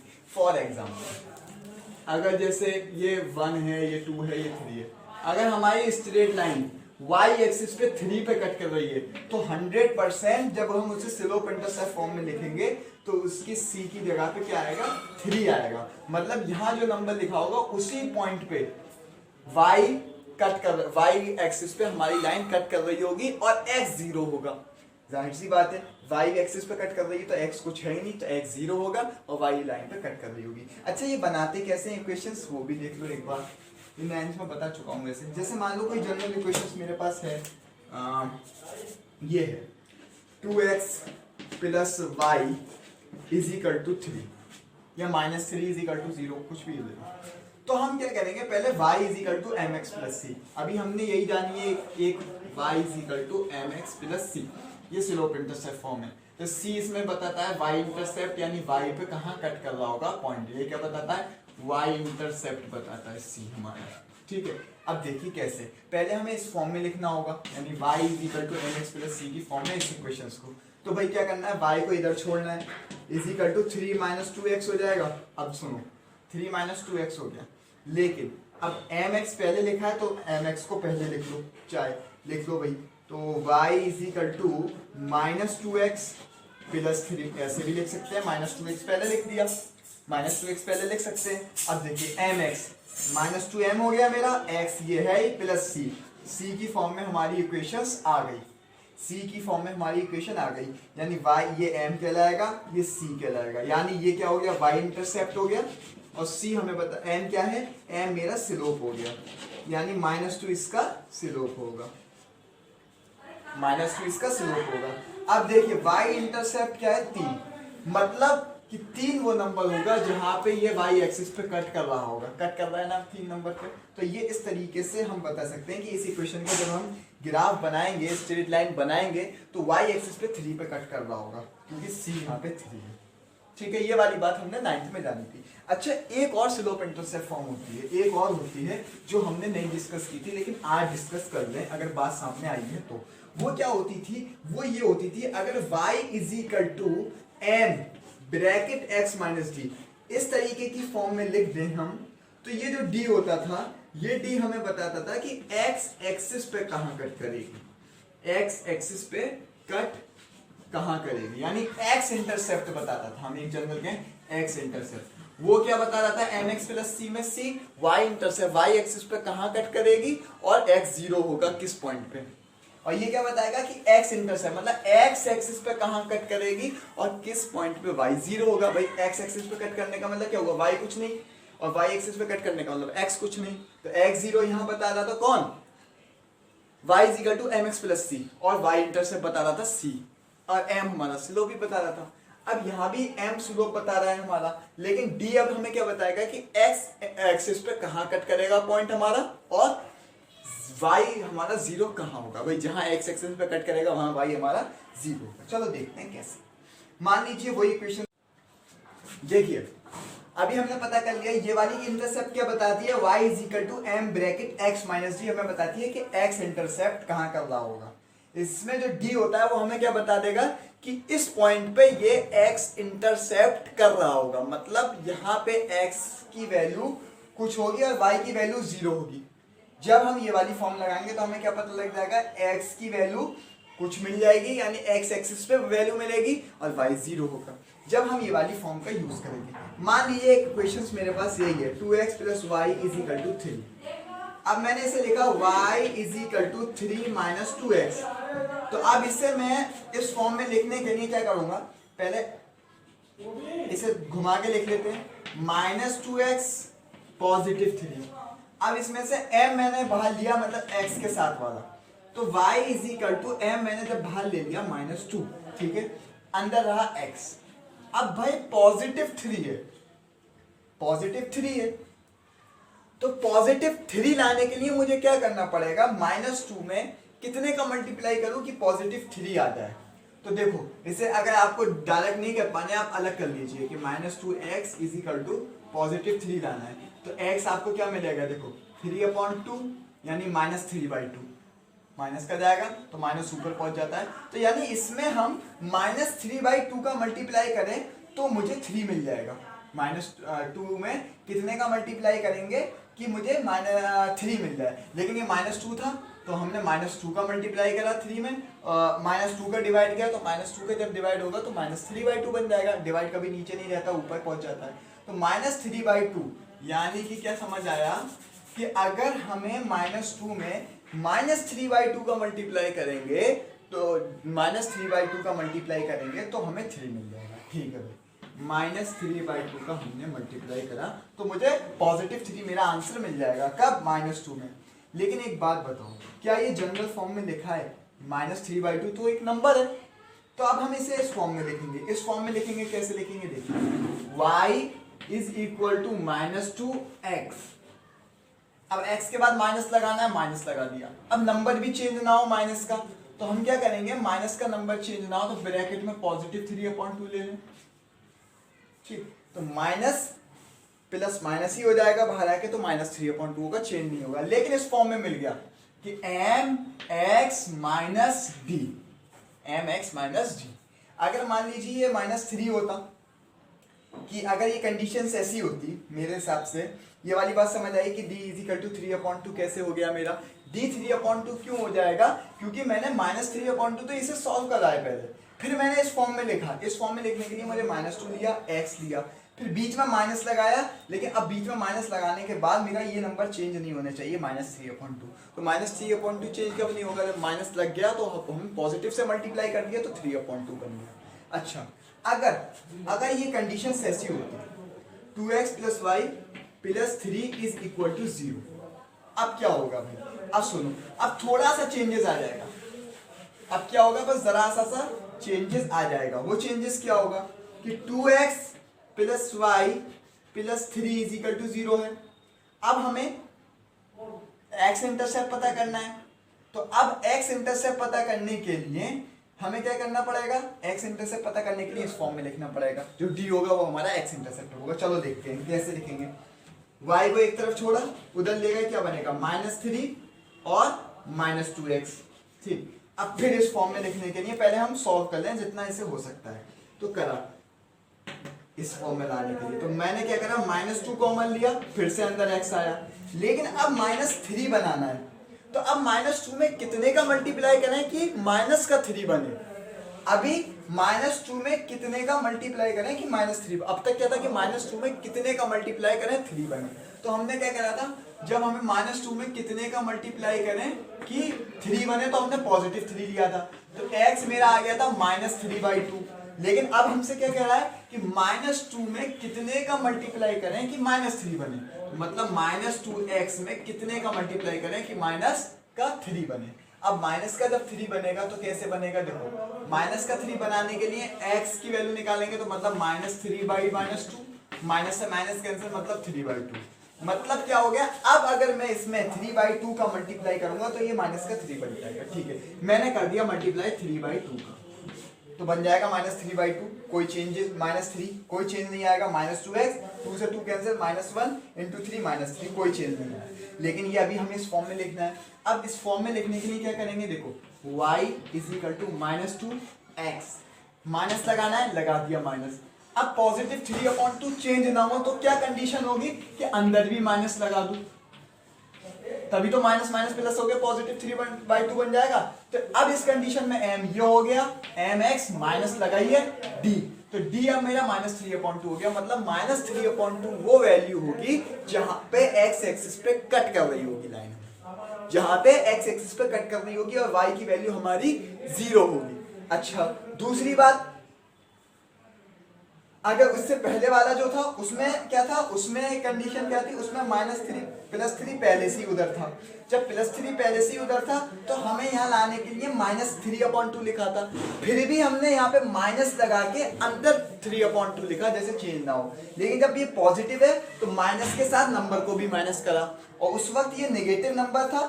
देखो रिवाइंड करके पीछे, वहां पे x -3/2 था तो मैंने बाहर तो माइनस लगाया, अंदर पॉजिटिव ही रह दिया। मतलब ये नंबर अगर नेगेटिव लिख रहा है हमारा तो अंदर जाके पॉजिटिव लिख देना ब्रैकेट में, -d को हमें पॉजिटिव मिल जाएगा अगर ऐसा नंबर नेगेटिव मिल गया।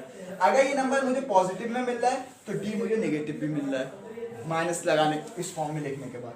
तो मुझे -3/2 क्या मिल गए कि वो नंबर मिल गया, ये वो नंबर है जहां पे x की वैल्यू 0 होगी इस इक्वेशन के लिए। और इस इक्वेशंस के लिए यहाँ पे x एक्सिस पे कट कर रहा होगा पॉइंट और y की वैल्यू 0 होगी। उम्मीद है ये वाली बात समझ आ गई होगी कैसे करना है। बस क्या करना है, पहले हमें जनरली सॉल्व करना है, उसके बाद माइनस वाला नहीं, इस तरीके से कॉमन लेके x वाला कॉमन लेके फॉर्म लिख दी, उसके बाद फिर माइनस लगाएंगे और छेड़ देंगे। अगर ये माइनस का नंबर होता, मान लीजिए यहाँ -x होता, तो हम इस फॉर्म में लिखने के लिए क्या करते, x ब्रैकेट में माइनस, अब -x ही रहना चाहिए तो जो d है वो पॉजिटिव हो जाता, और अगर ये पॉजिटिव x है तो हम क्या करते हैं माइनस, अंदर भी -x, तो ये पॉजिटिव नंबर है तो नेगेटिव आएगा d, और ये नेगेटिव नंबर है तो पॉजिटिव d आएगा इस माइनस के चक्कर में फॉर्म बनाने के। उम्मीद है समझ आ गया। क्यों, देखो माइनस माइनस प्लस हो गया, ये हो जाएगा, लेकिन अगर ये माइनस होता तो अंदर हम प्लस ही रहने देते, फिर माइनस प्लस माइनस ही रहता।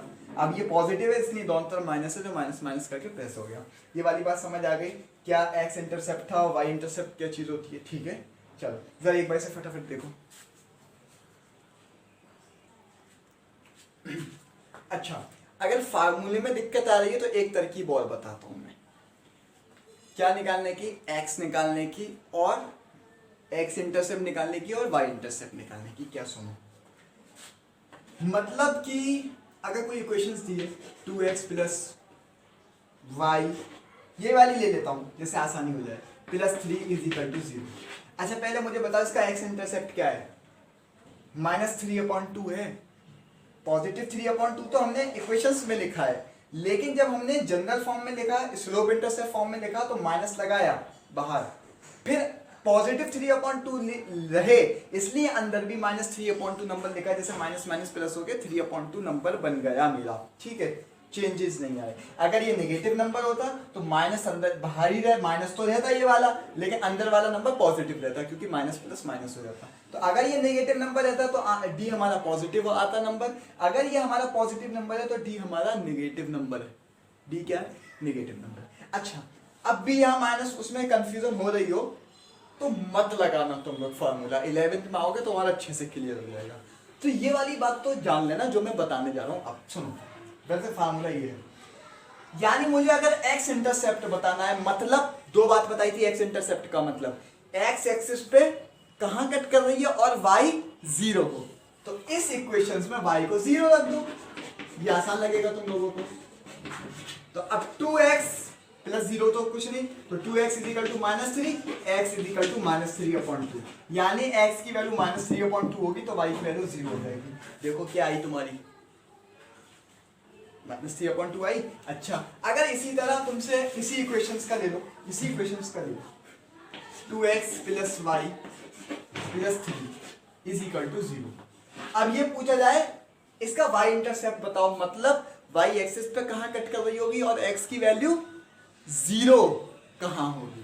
दोनों बात एक ही ना, y इंटरसेप्ट y एक्सिस पे कहां कट कर रही है और x की वैल्यू, इसका मतलब x की वैल्यू 0 लगा दो। तो ये पूरा 0 बन जाएगा x रखते ही। तो 0 plus y is equal to y plus 3 और इज इक्वल टू 0, तो y इज इक्वल टू -3, यानी y की y एक्सिस पे -3 जहां होगा, यानी -3 पे ये -3 पे x की वैल्यू 0 होगी और y की वैल्यू y इंटरसेप्ट कर रही होगी इस इक्वेशंस का। ये वाला तरीका आसान है ना, कि अगर x इंटरसेप्ट पूछा है मतलब y 0 है तो y को 0 रख दो, y इंटरसेप्ट पूछा मतलब x 0 है तो x को 0 रख दो। उम्मीद है बात क्लियर होगी। बहुत बढ़िया। ये फार्मूले ना समझ आए हो तो ये वाली बात तो कंफर्म से रख लेना, वरना फार्मूले समझ आ जाने चाहिए। इसमें कुछ है नहीं कंफ्यूजन की बात, बस mx माइनस जी की फॉर्म में लिखना है। पहले हमें जनरली सॉल्व कर लेना है, कॉमन ले लेना है नंबर और इस तरीके से लिख लेना है, इसमें से कॉमन ले लिया नंबर और कैसे यही इक्वेशंस बन जाए उस तरीके से ब्रैकेट में नंबर लिख लिए। उसके बाद अगर ये पॉजिटिव नंबर आ रहा है कि मतलब मल्टीप्लाई करने के बाद ये नंबर बनाने के लिए ये पॉजिटिव नंबर है, तो नेगेटिव के साथ डी भी नेगेटिव हो जाएगा। क्यों? नेगेटिव नेगेटिव प्लस हो जाएगा, जनरल फॉर्म में लिखने के लिए माइनस का साइन है इसलिए माइनस का साइन लगाया। और अगर ये नेगेटिव नंबर है तो डी हमारा पॉजिटिव हो जाएगा, और ये पॉजिटिव नंबर है तो हमारा ये माइनस के साथ अंदर माइनस हो जाएगा, तभी तो माइनस माइनस प्लस नंबर बनेगा। और अगर ये नेगेटिव नंबर होता तो माइनस अंदर वाला प्लस ही रहता, तो डी हमारा पॉजिटिव होता। और अगर ये पॉजिटिव नंबर है तो डी हमारा नेगेटिव आ रहा है। ठीक, अगर ये पॉजिटिव 3/2 है तो डी हमारा -3/2 होगा नेगेटिव। अगर ये हमारा नेगेटिव है तो डी हमारा पॉजिटिव नंबर होगा। बस कुछ है नहीं बात, बस माइनस जब हमने ये लगाया ना ये बहुत दिक्कत करता है। ये माइनस जो हमने लगाया, ये माइनस हमने लगाने के बाद अब हमें ऐसे लिखना है कि नंबर भी ना बदले, कि इसका मल्टीप्लाई करके 3 तो बना दिया, अब ये नंबर भी ना बदले, यानी पॉजिटिव 3/2 रहे और माइनस भी लगाना जरूरी है फॉर्म बनाने के लिए।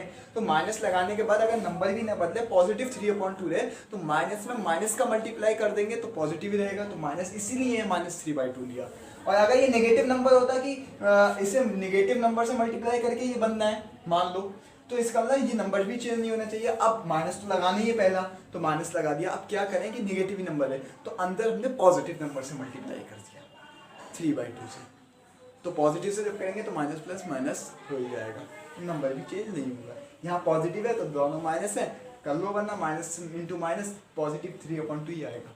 लेकिन इस फॉर्म में लिखने के लिए जरूर वजह क्या थी कि हमें डी चाहिए था, इसलिए हमने इस फॉर्म में लिखा तो -3/2 मिला। ठीक, समझ में आ गया एक्स इंटरसेप्ट और वाई इंटरसेप्ट क्या होता है। और कुछ भी ना हो तो वो जीरो वाला मसला समझ लो, एक्स इंटरसेप्ट पूछा है तो वाई 0 लगा दो इक्वेशंस में, और वाई इंटरसेप्ट पूछा है तो एक्स 0 लगा दो इक्वेशंस में, बात खत्म। कोई दिक्कत की बात नहीं होगी, कोई टेंशन लेने की जरूरत ही नहीं है। ठीक, समझ में आ गया। अच्छा, अब आते हैं अपने मेन चीज पे। हम क्या थे, हम यहाँ थे।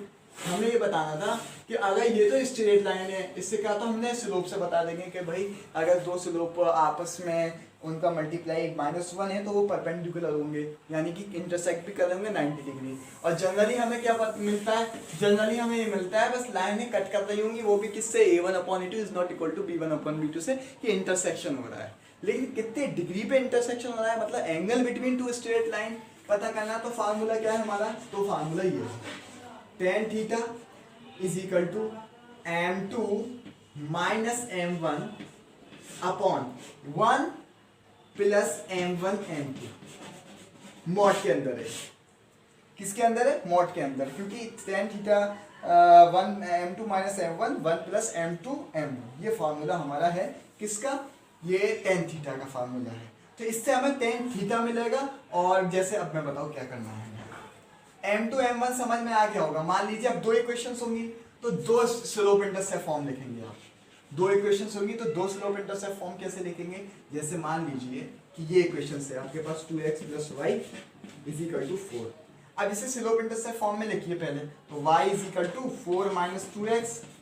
तो आप mx - g वाली में तो ज्यादा ही कंफ्यूजन हो रही थी, ब्रैकेट x - g वाली, तो आप mx + c वाली लिखिए ज्यादा।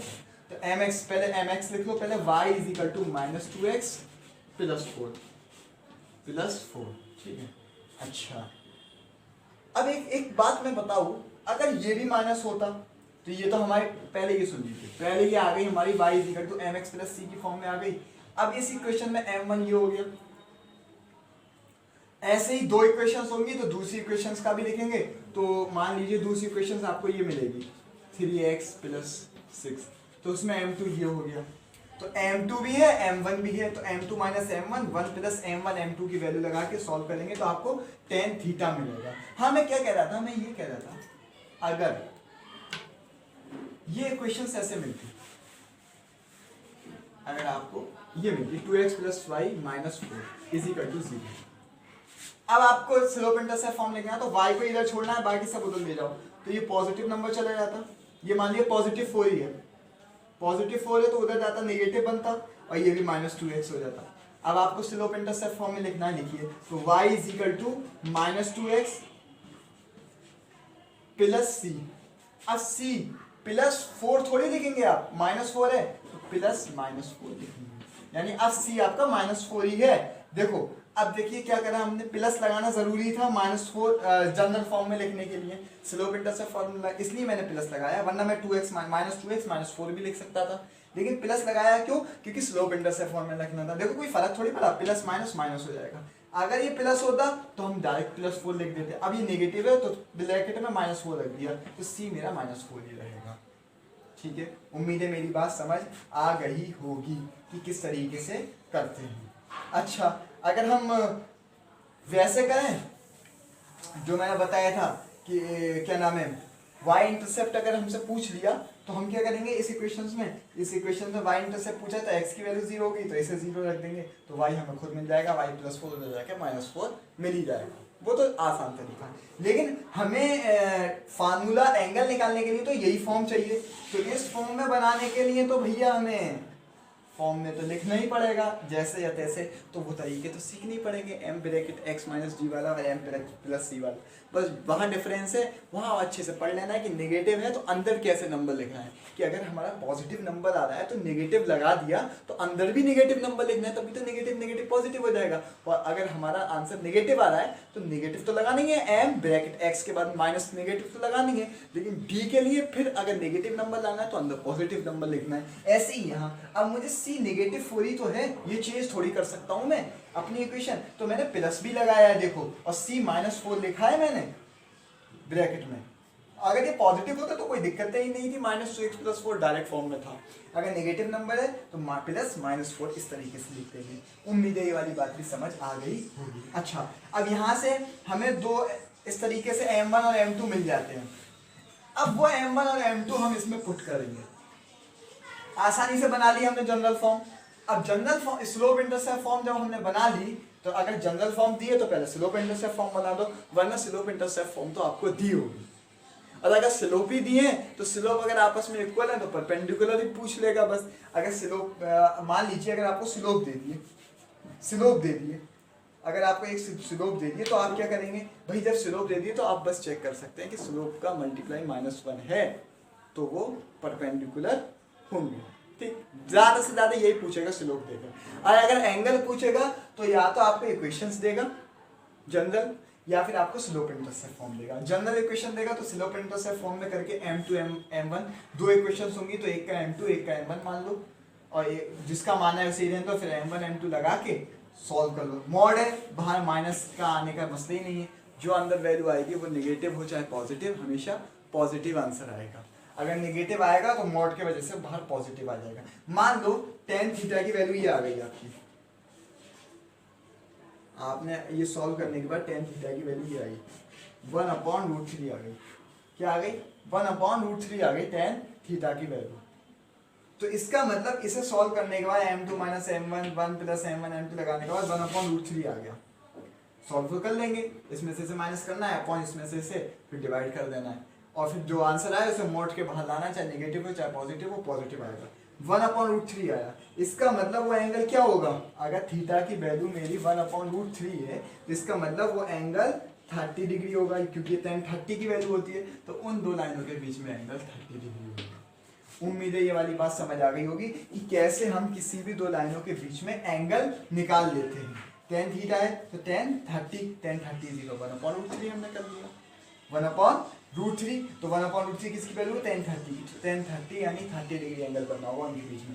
फार्मूला बस याद रखना है, tan theta is equal to mod m2 minus m1 upon 1 plus m1 m2। Mod का मतलब ही यही है कि बाहर आएगा आंसर तो निगेटिव नहीं पॉजिटिव आएगा। उम्मीद है ये वाली बात क्लियर हो गई होगी, ठीक है।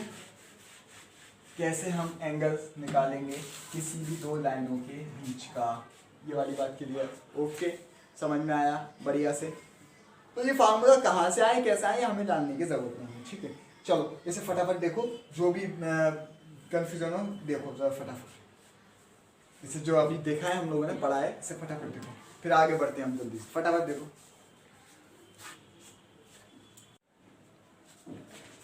चलो देखो आगे। ये वाली बात समझ में आई कि हम कैसे निकाल लेंगे कि मान लीजिए कि हमने माना था कि अगर उसे जब हमने सॉल्व करा था कि m2 minus m1 upon 1 plus m1 m2 mod के अंदर से, तो हमें वैल्यू क्या मिली थी? मान लीजिए 1/√3 मानी थी मैंने, यानी कि इसे सॉल्व करने के बाद मेरी क्या आई थी? 1/√3 वैल्यू आ गई। तो 1/√3 थीटा के किस एंगल की वैल्यू होती है? तो हमें पता है 30 की। तो ये एंगल मेरा कितना हो गया जल्दी बोलो? tan 30। मतलब वो एंगल मेरा क्या हो गया? एंगल मेरा 30 डिग्री हो गया उन दोनों लाइनों के इंटरसेक्शन के बीच में।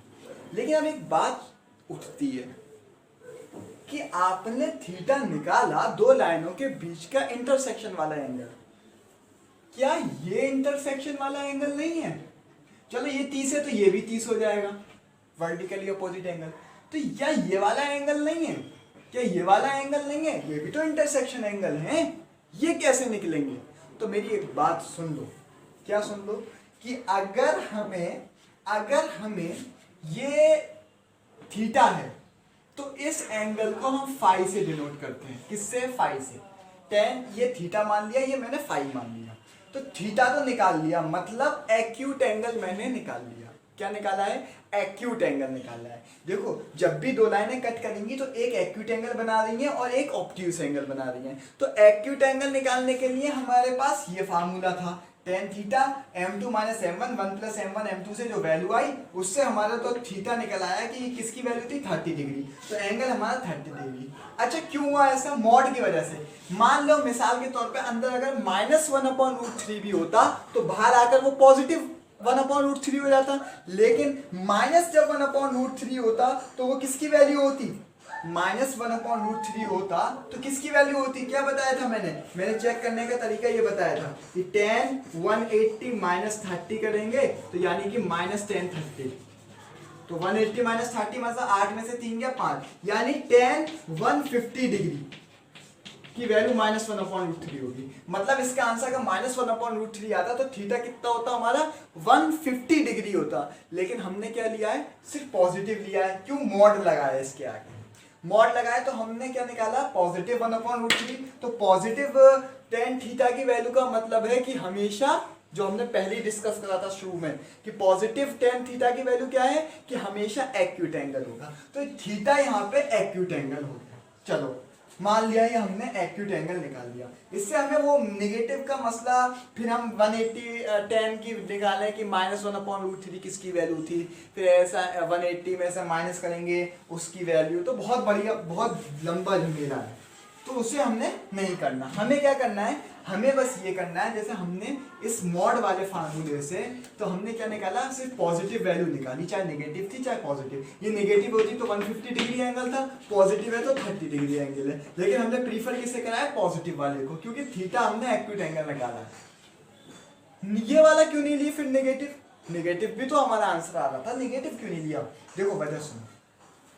हम जो थीटा से हमने डिनोट करा कोई भी एक्यूट एंगल, क्या बताया था मैंने? कभी भी दो लाइन इंटरसेक्ट करेंगी तो एक एक्यूट एंगल बनाएंगी और एक ऑब्ट्यूस एंगल बनाएंगी। तो एक्यूट वाले को थीटा डिनोट करते हैं और ऑब्ट्यूस वाले को फाई मान लिया। अगर मुझसे ये tan फाई पूछा होता, अगर मुझसे ये tan फाई पूछा होता तो मैं क्या करता? जो इसकी वैल्यू आती बाहर तो उसे नेगेटिव साइन लगा देता, तभी तो वो ऑब्ट्यूस एंगल में बन जाती। और फाई अभी हमने क्या बनाया? Obtuse angle. तो अभी हमें ये भी नहीं करना। अब हमें करना क्या है? सुनो, हमें इस फार्मूले से क्या मिल जाएगा? मॉड वाले से, मॉड लगा हुआ है इसलिए पॉजिटिव वैल्यू है। इस फार्मूले से मुझे कोई भी एक्यूट एंगल मिल गया। क्या मिल गया? एक्यूट एंगल जो उन दो लाइनों के बीच में है, ये वाला। अब ये जो ऑब्ट्यूस एंगल है ये कैसे मिलेगा? तो आपने लीनियर पेयर भी पढ़ा है, तो यानी 30 प्लस ये वाला एंगल मिला के कितना होना चाहिए? 30 plus x is equal to 180 degree होना चाहिए। तो 180 minus 30 is equal to x हो जाएगा, यानी कि 150 डिग्री। तो ये वाला जो एंगल है ऑब्ट्यूज वाला वो कितना हो जाएगा 150 डिग्री। कहने का मतलब क्या है कि जो tan थीटा होगा उसकी जो वैल्यू होगी उसकी नेगेटिव वैल्यू यानी -1/√3, तो -1/√3 कब होगी जब एंगल 150 डिग्री होगा। तो अगर यहाँ पे मान लो, अगर यहाँ पे मान लेते हैं हम क्या क्या नाम है, क्या माने अगर मैं यहाँ पे मान लेता कि इसका जो सॉल्यूशन करने के बाद मेरा 1 आया, खाली मॉड के बाद 1 ही आना है, नेगेटिव 1 तो नहीं आ सकता। तो इसका मतलब मेरा उस वक्त थीटा क्या हो जाता है, ये वाला एक्यूट एंगल की बात कर रहे हैं, थीटा से फाई से ऑब्ट्यूज की, तो थीटा मेरा 45 डिग्री हो जाता, हो गया मेरा थीटा 45 डिग्री। तो ये वाला एंगल कितना हो जाता, लीनियर पेयर से हम निकाल सकते थे, कितना हो जाता 135 डिग्री हो जाता। 180 माइनस 45 करते हम 180 माइनस, साफ समझते हैं, अगर हम इसमें से 45 plus x is equal to 180 है, तो 180 माइनस 45 करते तो हमें क्या मिलता, x मिलता, मतलब 135 डिग्री मिल जाएगा। तो अब ये वाला एंगल मेरा 135 हो जाएगा। और अगर हमें वैल्यू से ही निकालना है इसका ऑब्ट्यूज एंगल तो कैसे निकालेंगे वो भी सुन लो। tan थीटा हमारा 1 आ गया, तो tan फाई की वैल्यू क्या होगी, -1 होगी। tan थीटा 1 है यानी कि एक्यूट एंगल वाला, और अगर हमसे अब ये पूछ ले tan फाई मतलब ऑब्ट्यूज एंगल वाला जो कट कर रहा है, तो निकालेंगे इसी तरीके से, जो वैल्यू आ जाएगी tan थीटा की बस उस वैल्यू को नेगेटिव कर देंगे। मतलब हम ये भी कह सकते हैं नेगेटिव वैल्यू कर देंगे, तो -1 कर दी, तो -1 किसकी वैल्यू होती है, शुरू में बताया था tan -1 किसकी आई थी जब हमने 180 माइनस 45 करा था, tan 135 डिग्री की वैल्यू -1 आई थी। कैसे निकालना था वो हमने अभी पहले शुरू में देख लिया है जब हमने tan को डिस्कस करा था, tan थीटा को, ठीक है। तो tan थीटा की वैल्यू हमारी -1 आ गई, मतलब कि यानी कि tan फाई की वैल्यू -1, तो फाई क्या होगा 135 डिग्री होगा, ऐसे ही पता लग गया। तो अब हम ये कह सकते हैं लास्ट में आके tan थीटा ये फार्मूला हो जाएगा, और tan फाई जब हम कहेंगे तो क्या कहेंगे, tan फाई वाला, tan फाई क्या हो जाएगा, tan फाई हो जाएगा minus mod m2 minus m1 upon 1 plus m1 m2। Mod की जो मॉड से जो वैल्यू आएगी पॉजिटिव, लेकिन बाहर नेगेटिव की वजह से नेगेटिव वैल्यू हो जाएगी। जैसे tan थीटा मॉड से वैल्यू आई 1, तो 1 का मतलब 45 डिग्री, 1 का मतलब थीटा एंगल कितना है 45 डिग्री, मतलब एक्यूट एंगल। अब फाई का मतलब ऑब्ट्यूज एंगल लेना है, तो ऑब्ट्यूज निकालना है, तो हम तो ये 180 माइनस 145 कर दें, लीनियर पेयर वाला तरीका लगा दें, या फिर हम क्या करें नेगेटिव मॉड फार्मूला सॉल्व करके मान लिए 1 ही आया, तो 1 ही आया, तो 1 आने के बाद तो tan फाई क्या हो जाएगा, मॉड से तो बाहर 1 आया, इस माइनस की वजह से ये -1 हो गया। अब tan फाई हमारा -1 हो गया, इसका मतलब एंगल हमारा -1 कब आएगा, जब tan की क्या वैल्यू हो, तो tan की जब वैल्यू हमारी 135 डिग्री होगी तो हमारी वैल्यू -1 आ जाएगी। ये वाली बात हम पहले डिस्कस कर चुके हैं, जिसका मतलब अब फाई 135 डिग्री होगा। अब 90 वाले मसले में ऐसे भी 90 है और ऐसे भी 90 है, ऐसे भी हर तरफ 90, इसमें एक एक्यूट होगा और एक ऑब्ट्यूज होगा। अच्छा, जैसे ये वाली बात थी m1 m2, ये कैसे आया 90 डिग्री, वो भी देख लो हाथ के हाथ। जरा एक चीज ये भी देख लेते हैं फटाफट से, फिर आगे बढ़ेंगे। अब वो 90 कैसे आया वो सुनो। tan थीटा का फार्मूला क्या है, थीटा का mod m2 minus m1 upon 1 plus m1 m2। अब ये आपके ऊपर है, अगर आप ये वाला एंगल निकाल रहे हैं, कौन सा एक्यूट एंगल निकाल रहे हैं, इंटरसेक्शन पे एक्यूट एंगल निकाल रहे हैं, तो आप ये वाला फार्मूला लगाएंगे। अगर इंटरसेक्शन में आप ऑब्ट्यूज निकाल रहे हैं तो कौन सा फार्मूला लगाएंगे, tan phi is equal to minus mod m2 minus m1 upon 1 plus m1 m2, जो इसकी वैल्यू आएगी नेगेटिव के साथ tan फाई की वैल्यू हो, ठीक है। फिर वो एंगल ढूंढ लेंगे, क्योंकि हमने ऑब्ट्यूज को फाई से डिनोट किया है और एक्यूट को थीटा से। अगर आपको 90 पूछा है, अगर आपसे पूछा है कि अगर परपेंडिकुलर है तो कितना एंगल है 90 डिग्री, तो मैं एक बात बता दूं कि 90 डिग्री के लिए कोई सा भी फॉर्मूला लगा दो। मतलब ये अगर आपको लग रहा है ये जनरली तो आपको पता है ही कि 90 डिग्री पे कट कर रहे हैं, तो अब इसे हम देख ले रहे हैं कि 90 डिग्री है कि नहीं। तो आप 90 डिग्री के लिए कोई सा भी फार्मूला लगा सकते हैं, एक्यूट और ऑब्ट्यूज के लिए आप ये, अब ये जब फिगर देखेंगे तो आप कोई सा भी लगा लो, मैं ये वाला लगा रहा हूँ tan थीटा, तो देखो ऊपर हमें कुछ नहीं पता है तो हमने ऐसे लिख दिया मॉड के अंदर m2 minus m1 upon 1 plus m1 m2। अब याद करो अगर लाइन परपेंडिकुलर है तो हमें क्या गिवन है, अगर m1 और m2 आपस में क्या है, m1 और m2 का आपस में प्रोडक्ट -1 है तो उनका जो लाइनें कट कर देंगे वो क्या है, परपेंडिकुलर। मतलब ये तो स्लोप हमने निकाल लिए थे, तो अगर इन दोनों के स्लोप का मल्टीप्लाई -1 है, ये हम दिया है हमें, तो इन दोनों के प्रोडक्ट m1 m2 की जगह -1 लगा दिया, तो 1 - 1 0, जीरो लिख दिया। जीरो से किसी की भी चीज को डिवाइड करते हैं तो नॉट डिफाइन, तो मॉड के अंदर नॉट डिफाइन, तो बाहर भी नॉट डिफाइन, तो tan theta is equal to not define. तो थीटा की कब वैल्यू नॉट डिफाइन होती है, जब थीटा हमारा 90 डिग्री होता है। उम्मीद है ये वाली बात समझ आ गई होगी कि थीटा की वैल्यू 90 नॉट डिफाइन होती। अगर फाई वाला लगाते तब भी 90 आ जाता, तब भी नॉट डिफाइन, यानी कि tan फाई या tan थीटा दोनों में नॉट डिफाइन की वैल्यू हमेशा 90 डिग्री होती है। बस tan थीटा में zero, tan theta is equal to 0 है तो हमारा थीटा 0 डिग्री है, और tan phi is equal to 0 है तो हमारा फाई 0 नहीं है, 180 डिग्री है। लेकिन अगर tan थीटा भी नॉट डिफाइन है, tan फाई भी नॉट डिफाइन है, तो दोनों टाइम जो एंगल है वो 90 डिग्री है। तो हमने निकाल दिया कि 90 डिग्री की वैल्यू है। क्यों, ये बात उन्होंने कहा है कि अगर उन दोनों का स्लोप का प्रोडक्ट -1 है, m1 m2 अगर -1 है तो वो परपेंडिकुलर ही होंगे। तो ये वाली बात हमें पता लग गई कि अगर इन दोनों का प्रोडक्ट -1 है तो ये परपेंडिकुलर ही खींचेंगे, मतलब इन दोनों के बीच में 90 डिग्री का एंगल होगा। अब 90 डिग्री अगर ये हो गया तो दूसरा वाला भी 90 डिग्री होगा। तो हमने इस तरीके से ये बात कही है कि अगर दो लाइनों का स्लोप का प्रोडक्ट -1 है तो उनका एंगल बीच में बनने वाले यानी परपेंडिकुलर होंगे। और रही बात बाकी होगी तो एंगल निकालना है तो हमें स्लोप का फार्मूला हमें पता ही है दोनों, ठीक है, समझ में आ गया। ठीक, अगर स्लोप निकालना है तो हम कैसे निकालेंगे, दो के अगर एक्यूट एंगल वाला निकालना है दिख जाएगा तो जन ये वाला, ऑब्ट्यूज निकालना है तो tan फाई वाला फार्मूला लगाना, बस tan फाई में निगेटिव बाहर लग जाता है मॉड के निगेटिव वैल्यू। और अगर ये वाला 90 डिग्री को हमने ही प्रूफ कर दिया, 90 डिग्री क्यों होगा ये वाली बात मैंने प्रूफ कर दी फॉर्मूले से। कैसे, देन 90 ये परपेंडिकुलर क्यों होंगे, भाई देखो जब दोनों को स्लोप का मल्टीप्लाई -1 हो गया तो 1 - 1 0, 0 से किसी भी चीज को डिवाइड करते हैं नॉट डिफाइन, मॉड के अंदर भी नॉट डिफाइन, बाहर भी नॉट डिफाइन, तो थीटा की वैल्यू नॉट डिफाइन का मतलब थीटा 90 डिग्री होगा। तो ये बात हमने प्रूफ कर दी, अगर किसी भी दो स्लोप का प्रोडक्ट -1 है तो उनके बीच के एंगल 90 डिग्री है। ये वाली बात समझ में आ गई कैसे प्रूफ हो गया, और एंगल कैसे निकालने ये वाली बात भी हमने देख ली। ठीक है, चलो जरा इसे फटाफट देखो, इसके बाद आगे देखते हैं फटाफट जल्दी। अच्छा, अभी हम स्लोप पे वापस आए, तो जब तक अभी तक हम स्लोप कैसे निकाल लेते, जब हमें कोई एंगल पता हो, जैसे tan थीटा, थीटा एंगल अगर हमें पता हो रहा था तो हम लोग उसका स्लोप निकाल ले रहे थे।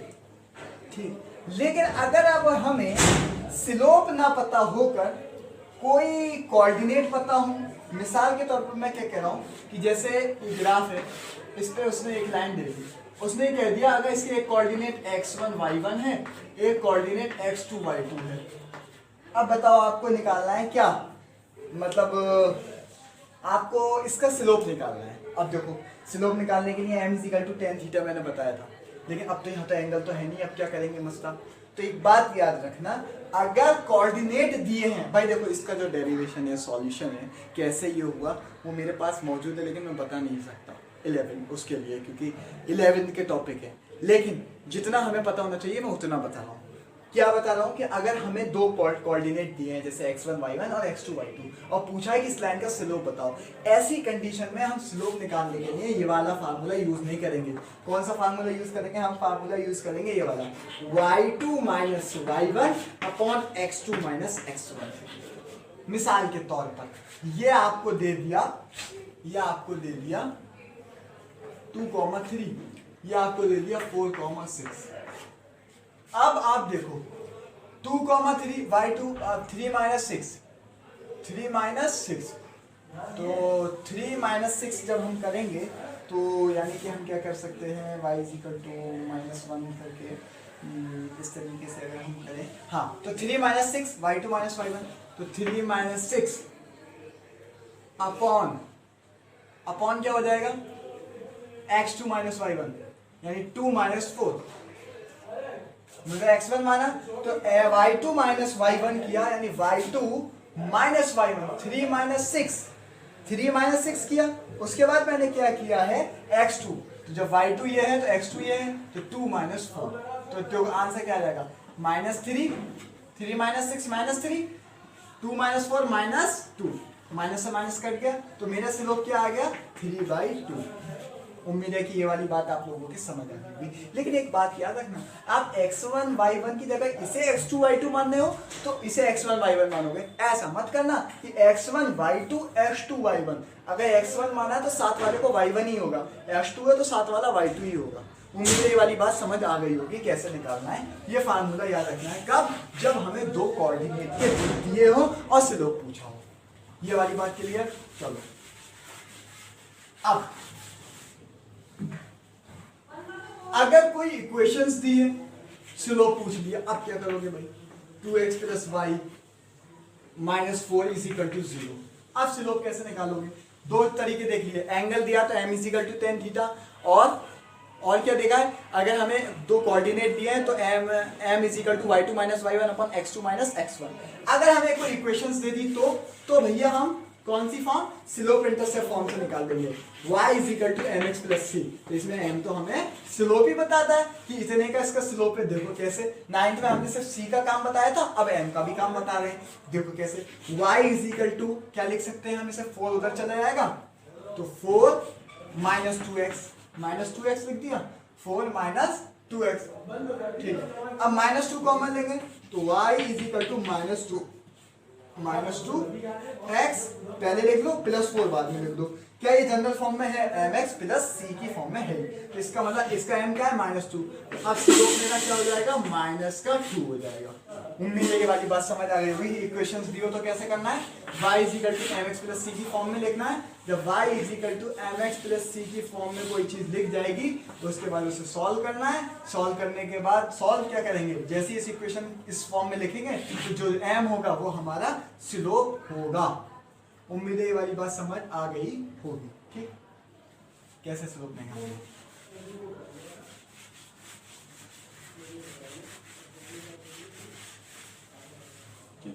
ये कब था, जब हमें इक्वेशंस दी हो, ठीक। अब एक चीज और देखें, एक क्या चीज और देखें कि हमें पता लग गया कि एंगल कैसे निकालना है। Okay okay okay okay okay okay. अगर अब हमने स्लोप निकालना सीख लिया तीनों कंडीशंस में, एंगल निकालना सीख लिया, दो स्ट्रेट लाइन के बीच में एंगल कैसे निकलेगा, ठीक। फार्मूला है 1 प्लस m1 m2 अपॉन वो m1 plus m2 upon tan theta is equal to m1 plus m2 upon 1 plus m1 m2, ठीक है। स्लोप तीन तरीके से निकल सकता है, इक्वेशन से तो y is equal to mx plus c, coordinate है तो कैसे निकालेंगे, m is equal to y2 minus y1 upon x2 minus x1, और एंगल दिया तो m is equal to tan theta, ठीक है। अब हम ये देखेंगे, एक बार बताओ डिस्टेंस किसके बीच की पूछी जाएगी, कोई लाइनें कट कर रही हैं तो उनके बीच में तो डिस्टेंस फिक्स ही होगी, यहाँ कुछ होगी, यहाँ कुछ होगी, यहाँ तो 0 होगी डिस्टेंस दोनों लाइनों के बीच में, यहाँ कुछ, यहाँ कुछ, यहाँ कुछ। लेकिन डिस्टेंस किसके बीच में हो सकती है, दो पैरेलल लाइन के बीच में। अगर हमारे किसी स्ट्रेट, दो लीनियर इक्वेशन है, उनकी स्ट्रेट लाइन पैरेलल जा रही है, जाती है कब, जो a1/a2 is equal to b1/b2 is not equal to c1/c2 होता है, या फिर दोनों का स्लोप सेम होता है। उस कंडीशन में इनके बीच की डिस्टेंस कैसे निकालेंगे, ठीक है। मतलब इसका m1, इसका भी m, इसका भी m सेम होगा, और इस इक्वेशन का अगर इक्वेशन से देखें तो इसका a1/a2 इन दोनों इक्वेशन का b1/b2 के बराबर होगा, लेकिन c1/c2 के बराबर नहीं। अब इनके डिस्टेंस बीच की कैसे निकालेंगे, तो सुन लो। डिस्टेंस निकालने का इसका फार्मूला क्या है, अगर हमें दो लाइनों के बीच की डिस्टेंस निकालनी है, पैरेलल लाइन के बीच की निकलेगी, जाहिर सी बात है, तो फार्मूला क्या होता है, mod c1 minus c2 upon 1 plus m square. ये फार्मूला है अंडर रूट के अंदर। अंडर रूट के अंदर क्या है, 1 प्लस m स्क्वायर, वजह क्या है, under root c minus 2 under root c1 minus c2 है। मतलब मॉड के अंदर जो इसका c1 और ये c2 कैसे आ गया, देखो दो इक्वेशंस होगी, दो इक्वेशंस लिखी है, ये दोनों का स्लोप आपको अगर गिवन है तो दोनों का स्लोप जब गिवन है तो स्लोप की तो कोई टेंशन नहीं है। अगर ये इक्वेशंस है तो तो आप C1 और C2 कहाँ से लाएंगे? सवाल ये होता है कि C1 और C2 कहाँ से लाएंगे। तो याद रहे जब भी आपसे डिस्टेंस पूछेगा किसी दो पैरेलल लाइन के बीच में, तो उन दोनों लाइनों को या तो स्लोप इंटरसेप्ट फॉर्म में देगा। किसमें देगा? स्लोप इंटरसेप्ट फॉर्म में देगा। स्लोप इंटरसेप्ट फॉर्म में देगा तो y is equal to mx plus c। दो है इक्वेशन, तो एक का m1x प्लस c1, दूसरी का m2x प्लस c2। तो अब इसमें m1 और m2 तो सेम है, तो 1 प्लस m1 इंटू m2 करेंगे, उससे बढ़िया m का स्क्वायर लेंगे। ठीक है, कोई दिक्कत नहीं है। m का स्क्वायर कैसे आया? दोनों सेम है स्लोप, क्योंकि तभी तो पैरेलल लाइन है। तो m1 इंटू m2 m का स्क्वायर लेंगे। c1 और c2 दोनों इक्वेशन क्या लगोगे? तो एक का यहाँ एक का यहाँ, मॉड के अंदर है तो इसीलिए मॉड के अंदर अगर नेगेटिव भी आंसर आएगा तो भाग पॉजिटिव आ जाएगा। तो जो हमारा आंसर आएगा निकल के वो क्या होगा? जो भी हमारा आंसर निकल के आएगा वो हमें ये बता देगा कि इन दोनों के बीच में डिस्टेंस कितनी है, इन दोनों पैरेलल लाइन के बीच में। तो ये वाला फार्मूला यूज करना है। और अगर कोई इक्वेशन दी है 2x plus 3y minus 4 is equal to 0, ऐसी एक और, तो हम उसे पहले स्लोप इंटरसेप्ट फॉर्म में लिख लेंगे, उसके बाद हमें c1 और c2 सब मिल जाएगा। उम्मीद है ये वाली बात भी समझ आ गई होगी कि किसी के दो लाइनों के बीच में डिस्टेंस कैसे निकालना है। ठीक, किसी भी चीज का स्लोप निकाल लिया था। क्या निकाल लिया था? स्लोप निकाल लिया था। अब हम देखेंगे कि अगर हम किसी भी लाइन की इक्वेशन कैसे फॉर्मेशन कर सकते हैं। अब हम जितनी चीज़ें जानी हैं उससे हम इक्वेशन फॉर्मेशन सीखेंगे कि अब हमें इक्वेशंस बनानी है। जैसे मैं मानूं कि अगर आपको एक पॉइंट दिया है, क्या जैसे मान लीजिए एक पॉइंट दे दिया आपको x, y, ठीक, और एक आपको स्लोप दे दिया m। x, y एक पॉइंट दे दिया आपको और m स्लोप दे दिया। अब आपसे कहा कि इक्वेशंस बनाओ, ax plus by plus c, यानी जनरल फॉर्म जैसी इक्वेशंस बनानी है टू वेरिएबल वाली। कैसे बनाएंगे भाई? तो सुनो मेरी बात। अगर आपको एक पॉइंट और अगर एक स्लोप दिया है तो इसे हम कह देंगे पॉइंट स्लोप फॉर्म। कौन सी फॉर्म बता रहे हैं? Point slope form. तो पॉइंट स्लोप फॉर्म में क्या करते हैं? तो ये फार्मूला होता है जो y, इसे मान लीजिए, सॉरी इसे मान लो x0 और y0, और जो हमें दो वेरिएबल लेने, एक हमने x ले लिया और एक y ले लिया, तभी तो टू वेरिएबल की फॉर्म बना पाओगे। ax plus by plus c is equal to 0। तो हमने एक पॉइंट ले लिया, जैसे ये दे दिया था हमें x0 y0 दे दिया था, और हमने एक पॉइंट ले लिया xy अपने तरीके से। गिवन क्या था? ये था p पॉइंट मान लो इसे, और हमें क्या गिवन था? इसका स्लोप गिवन था m। अब हमसे पूछा इसकी इक्वेशंस लिखनी है, हमने x y मान लिया। तो देखो कैसे लिखेंगे, तो फार्मूला ये है y minus y0 is equal to mx minus x0, mx minus x0। y यानी जो हमने माना है y तो y रहेगा, हमने माना है कोई वैल्यू तो नहीं लगाई, y रहेगा।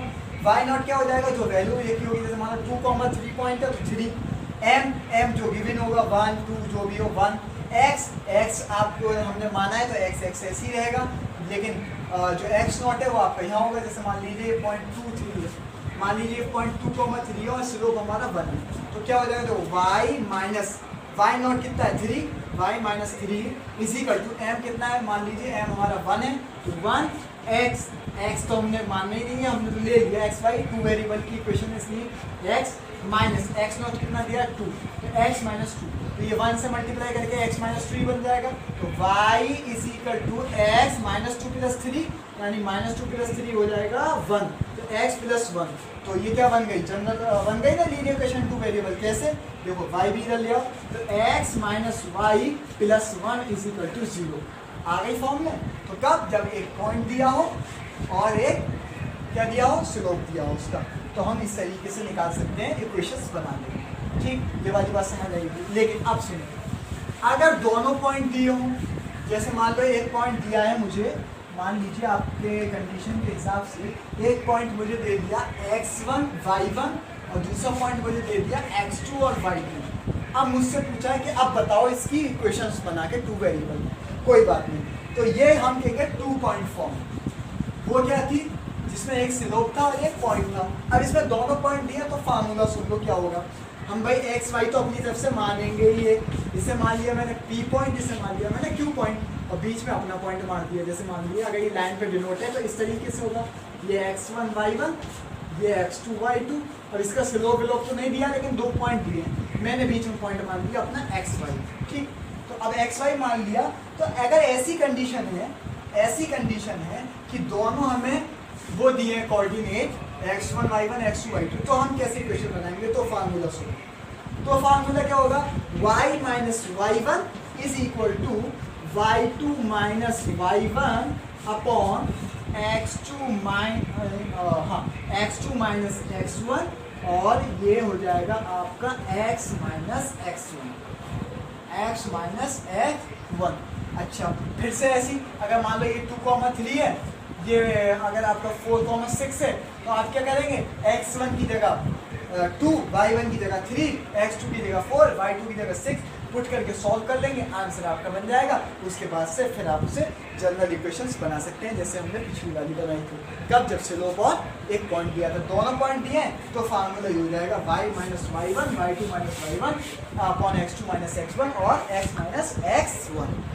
ठीक है, समझ में आ गया? x1 क्या है, x2 क्या है, y2 को वैल्यू पुट करनी है, आंसर लानी है। ठीक है, ये हम लोग 9-10 में बहुत करते थे, समझ आ जाता है कि कैसे वैल्यू लगा के आंसर लानी है। ठीक है, ये कौन सी फॉर्म हो गई? 2 पॉइंट फॉर्म हो गई। अच्छा, अगर हमें स्लोप दे के पूछ लिया, अगर अब हमसे ये कह दिया कि हमने ये दे दिया, एक्स इंटरसेप्ट बता दिया कि इसका एक्स इंटरसेप्ट ये है और इसका वाई इंटरसेप्ट ये है। अच्छा, एक्स इंटरसेप्ट और वाई इंटरसेप्ट क्या होता है हम लोग अभी जान चुके हैं। तो आए मान लो कि उसने ये कह दिया कि इसका एक्स इंटरसेप्ट, मान लो उसने कह दिया कि इसका एक्स इंटरसेप्ट जो है वो ए है, एक्स इंटरसेप्ट ए है और वाई इंटरसेप्ट बी। मान लीजिए अगर एक्स इंटरसेप्ट ए है और वाई इंटरसेप्ट बी है, तो वाई इंटरसेप्ट बी है, तो इस अब कैसे इक्वेशंस बनाएंगे? तो हम ऐसे बनाएंगे, एक्स अपॉन ए फिर तो फार्मूला ये है y upon b is equal to 1। जैसे मान लो अगर ये मान लिया एक्स इंटरसेप्ट ए जो है वो 1 है और वाई इंटरसेप्ट जो है 3 है, तो आप क्या करेंगे? एक्स अपॉन 1 एक ही जगह पे plus y upon 3 is equal to 1।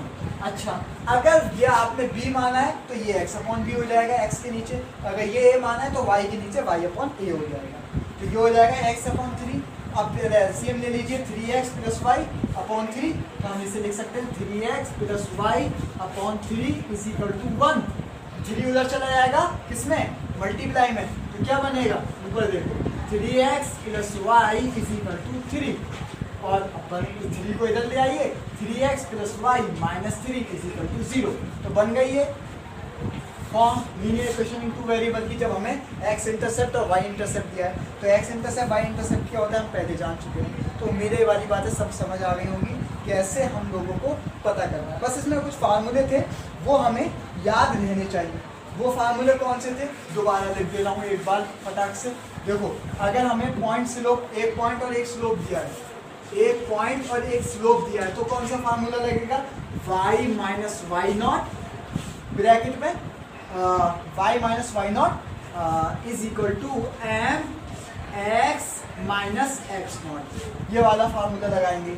अच्छा, दोनों हमें पॉइंट दिए हैं, दोनों कोऑर्डिनेट दिए हैं, तो कौन सा लगाएंगे फार्मूला? दोनों अगर हमें कोऑर्डिनेट दिए हैं तो हम फार्मूला लगाएंगे y minus y one is equal to y2 minus y one upon x2 minus x1 और ब्रैकेट में x माइनस x1 लगाएंगे। अच्छा, अगर हमें इंटरसेप्ट दिए हैं x intercept and y intercept, तो कौन सा फार्मूला लगाएंगे? तो हम फार्मूला लगाएंगे x upon a plus y upon b is equal to 1। कब? जब x का इंटरसेप्ट a हो और y का इंटरसेप्ट b हो, जो भी हो। x का इंटरसेप्ट 2 है तो x के नीचे 2, y का इंटरसेप्ट 3 है, y इंटरसेप्ट 3 है, तो y इंटरसेप्ट अगर 3 है तो 3, x इंटरसेप्ट 2 है तो x के नीचे 2 और y इंटरसेप्ट 3 है तो y के नीचे 3। ठीक है, तो इस तरीके से इज इक्वल टू 1। तो ये 3 फार्मूले हमें पता होने चाहिए। और बाकी के पिछले जो हमने पढ़ाए tan थीटा कैसे निकालना है, ये सारी चीज़ें, और अगर कोई 2 कोऑर्डिनेट हैं तो स्लोप कैसे निकालते हैं, वो सारी चीज़ें हम लोगों को देख लेनी है अच्छे से, कि एंगल कैसे निकालते हैं किसी भी 2 स्ट्रेट लाइन के बीच का। ये बस थोड़ी सी चीज़ें थी तो हमें पता होंगी तो हमारे लिए आसानी हो जाएगी। तो इन चीज़ों को बस दिमाग में रखिए। कैसे आई, कहाँ से आई, वो हम लोग इंशाल्लाह 11 में बहुत अच्छे से डिस्कस कर लेंगे। अभी बस आप इस चीज़ को समझिए, इन चीज़ों को अप्लाई कीजिए। बस छोटी मोटी चीज़ों के लिए स्लोप पूछ ले या कुछ भी पूछ ले, वहाँ पे हम इन क्वेश्चन को अप्लाई कर सकते हैं। जब तक के लिए आप इसे पढ़िए, समझिए, ना समझ आए तो पूछिए। ठीक, अस्सलाम वालेकुम व रहमतुल्लाहि व बरकातहू।